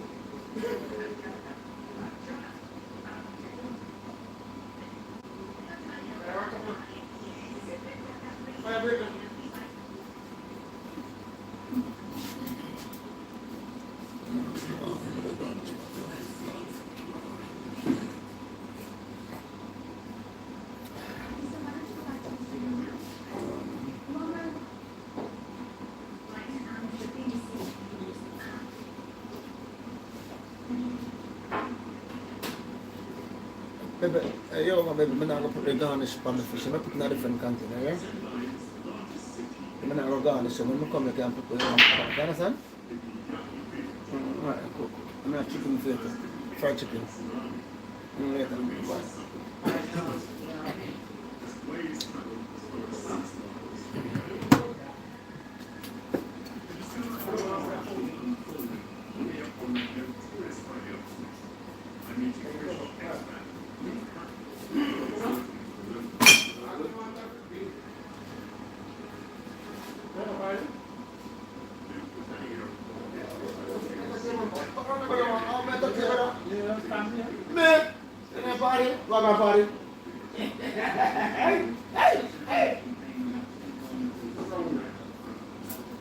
Vale, vale, me falta. Vale, yo.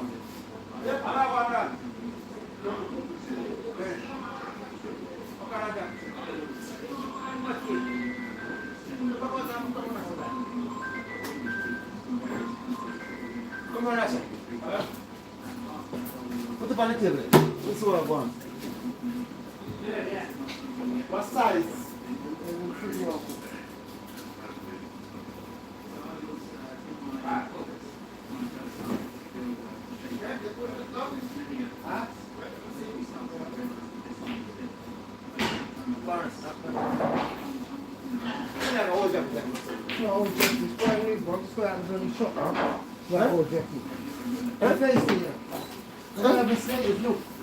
Don't say it, you know. It's brand new, fam.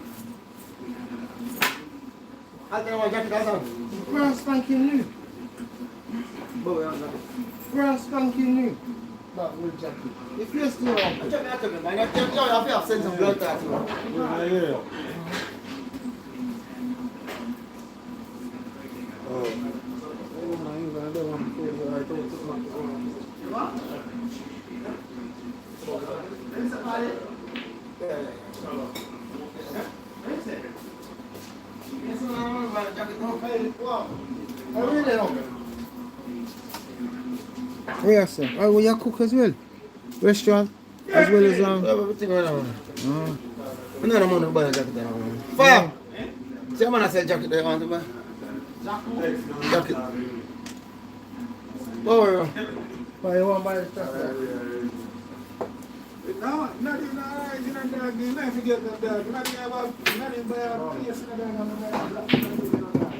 So you can't do push up on it. Right, it's going here. I want to this one.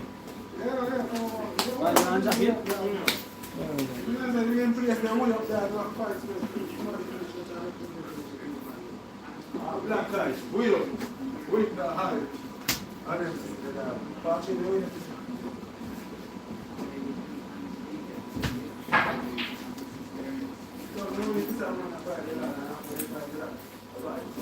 Hey, have you got a carry bag on?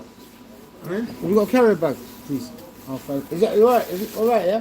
What? Look on it good if it's alright. Look on it and smell it and see if it's alright.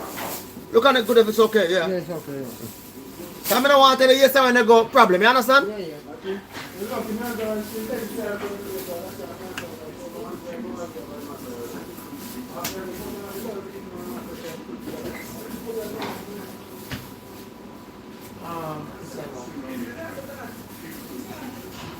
Someone got more in the room, let me see. Check it. Ain't no more in the room. Hey, oh, you know what else I had? Wait, you know what else I had? I had, you know, drones. Where? I can get them. I can get them. No. I've got about 3 of them. They got cameras on them, and they do HD. How big them is? It's like about that big. Caricom. Yeah.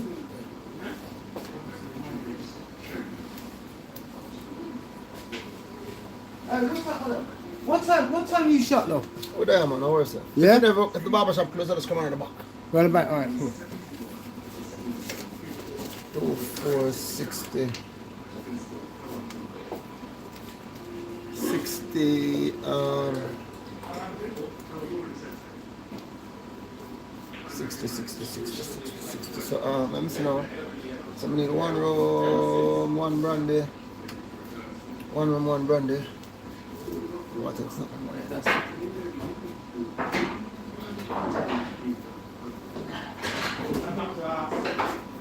So you have to do for win, we will take my remember that, you know?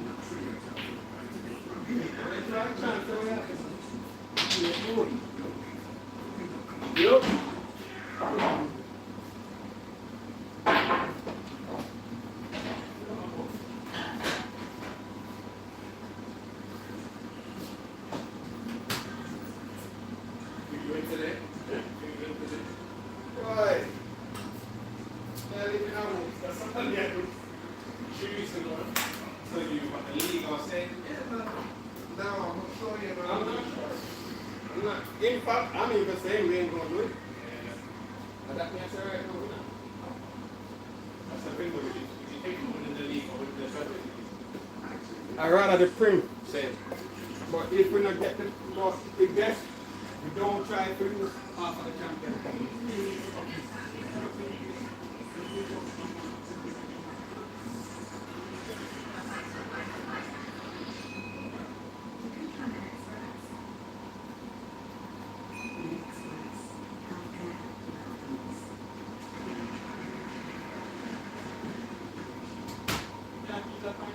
Yes, darling.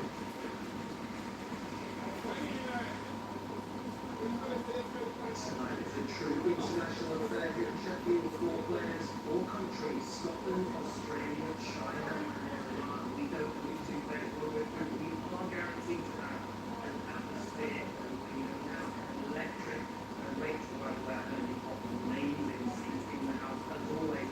Just a question about the atmosphere because it is such a huge night for all players. We've got 2 post-time semi-finalists through, we've got Johnny from their partner decade, New Orleans means over a decade. Absolutely. I've got the best seats. I've actually been here for the last 10 minutes. Going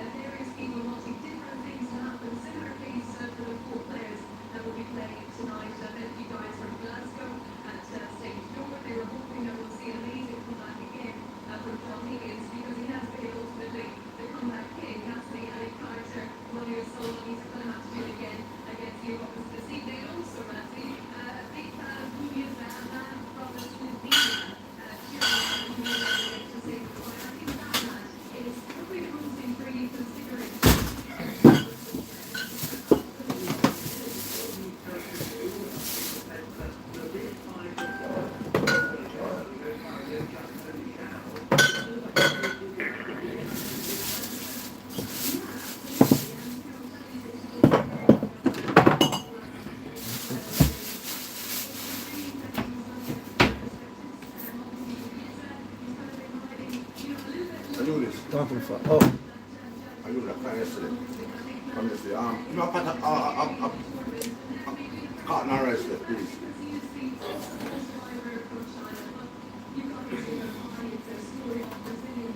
Rice. Yeah, I heard that, but never quite done yet.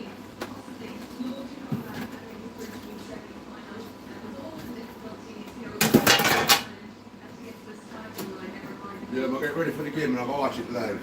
You see the game yesterday? Yeah. But I lie. Bad game. I said the game. Beginning. 5-4? Yeah. I'm feeling good. I equalize, even win, Certainly good thing, but I saw it though.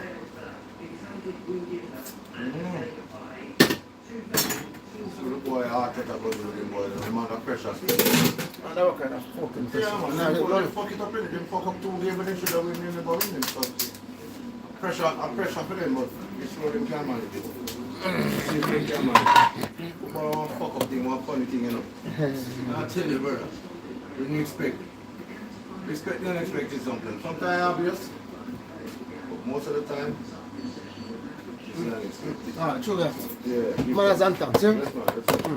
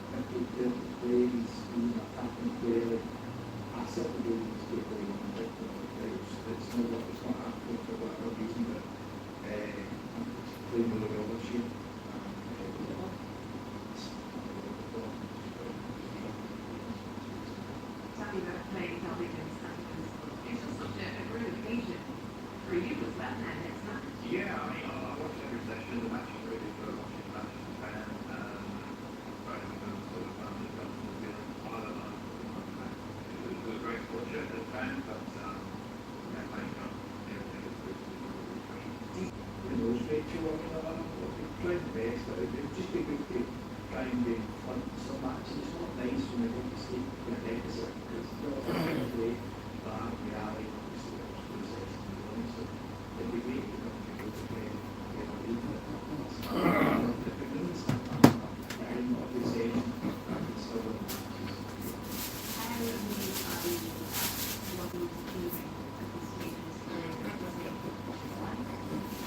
Yeah, I mean, yeah, there's something kind of really wrong there, really, because they're looking to make a mess of love and they're trying to do all these things. So they're implying, like, my generation was very comfortable with their Russian fighter over the 150 years younger than them, and those guys are, yeah, they're a huge question. It's quite different from the denizens of the game. And denizens they are in series are absolutely fantastic. Ranking titles, both serve that certain mark there in terms of wonderful that actually both have produced actual events. 18 years of age. It's a very probably this far. Will age and fatigue become back? Even if it came in my name, I think it's painful. I think this run was certainly a lot of just late against the Sultan and the top part of it. People any chance of all the ball listening, so we knew he did it against the Lions. That's the right side. We knew Jordan Bill has it in the time. Can't touch that one. Can't touch it,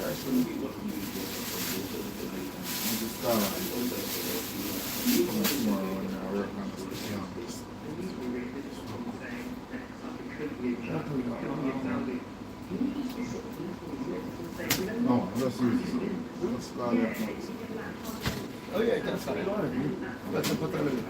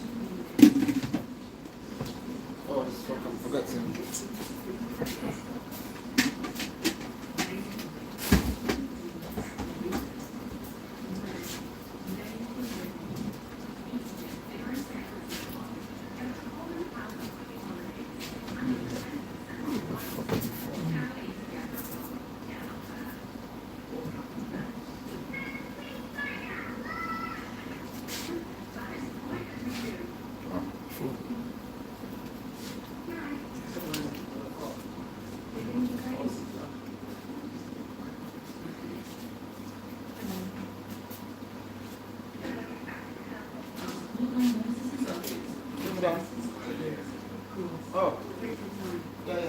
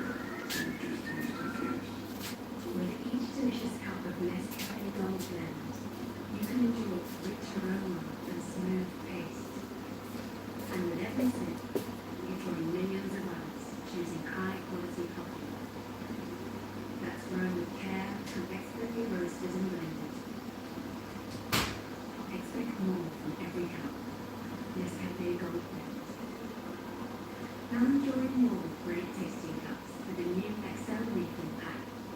At Away Resorts, we've got 21 amazing UK locations to choose from, with exclusive accommodation and luxurious boxes, play areas, national parks, great value bars and restaurants, and free evening entertainment or your away holiday today, or just book a holiday homage and come back again and again.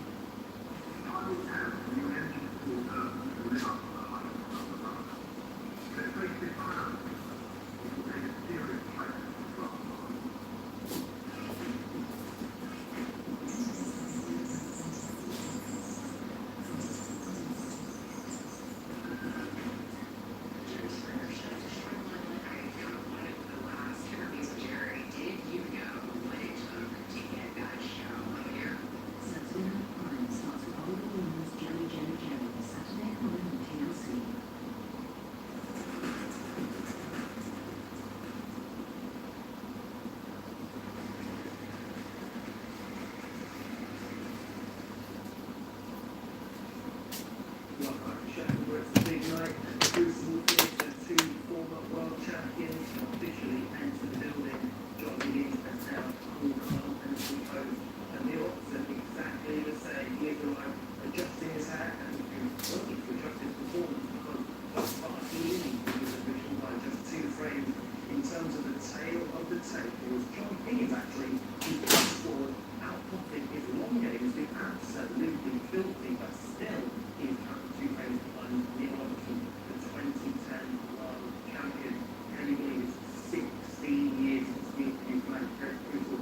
But how did you longer? Looking back at the Robertson, it feels like an age ago. Has anything changed much since then?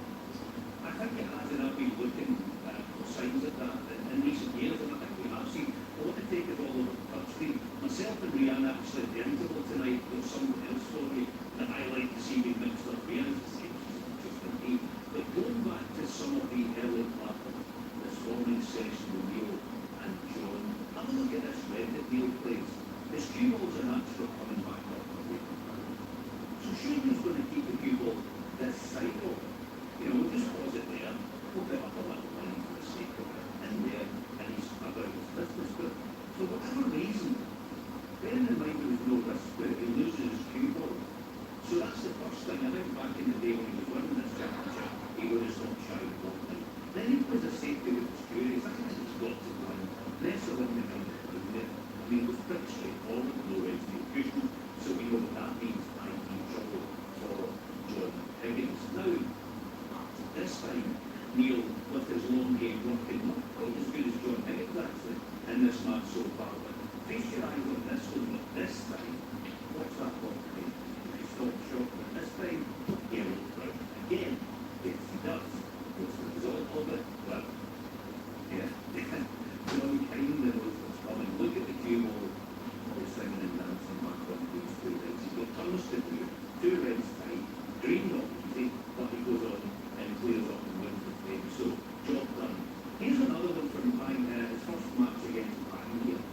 Risky safety shot. He can play it down, but he chooses to go full force into the back. He opens them up. He pays the price because Pine steps in. A couple of shots later, the break. 122. But I like the intent. I like the fact that he's mixing it. What does he do early on today against Rome? The exact same thing. Wow. Into the middle red of the little cluster. It's a gamble, and it doesn't pay off. Another thing goes off over the corner.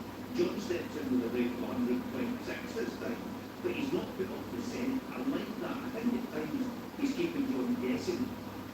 Let me take him on to the next one then, because John was brilliant. He scored 86 and 126 pre-interval. This is post-interval, match all time. Business end. Interval shaped games. John doesn't go in the practice room, which I think might be a mistake on occasion. He misses one, he looks to the scoreboard, he looks to the heavens. Oh dear, Neil's keeping him guessing. He's keeping us all guessing on that shot, even 40, and the John Bond still, what is going on here? He's trying to make something happen when it didn't look like he had to, but I like it. Now then, the last order, John, this again, same frame, after that interval, starting to struggle. It's not an easy back off the floor, but influence, scene, will change masters. It just shows you. So,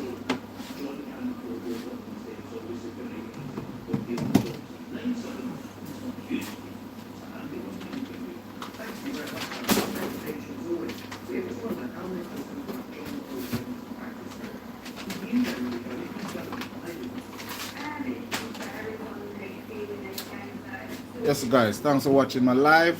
See you tomorrow. We'll be cooking fish tomorrow, jerk chicken tomorrow, and jerk pork. You know, it's jerk day tomorrow. Anyway, thanks for watching, yeah?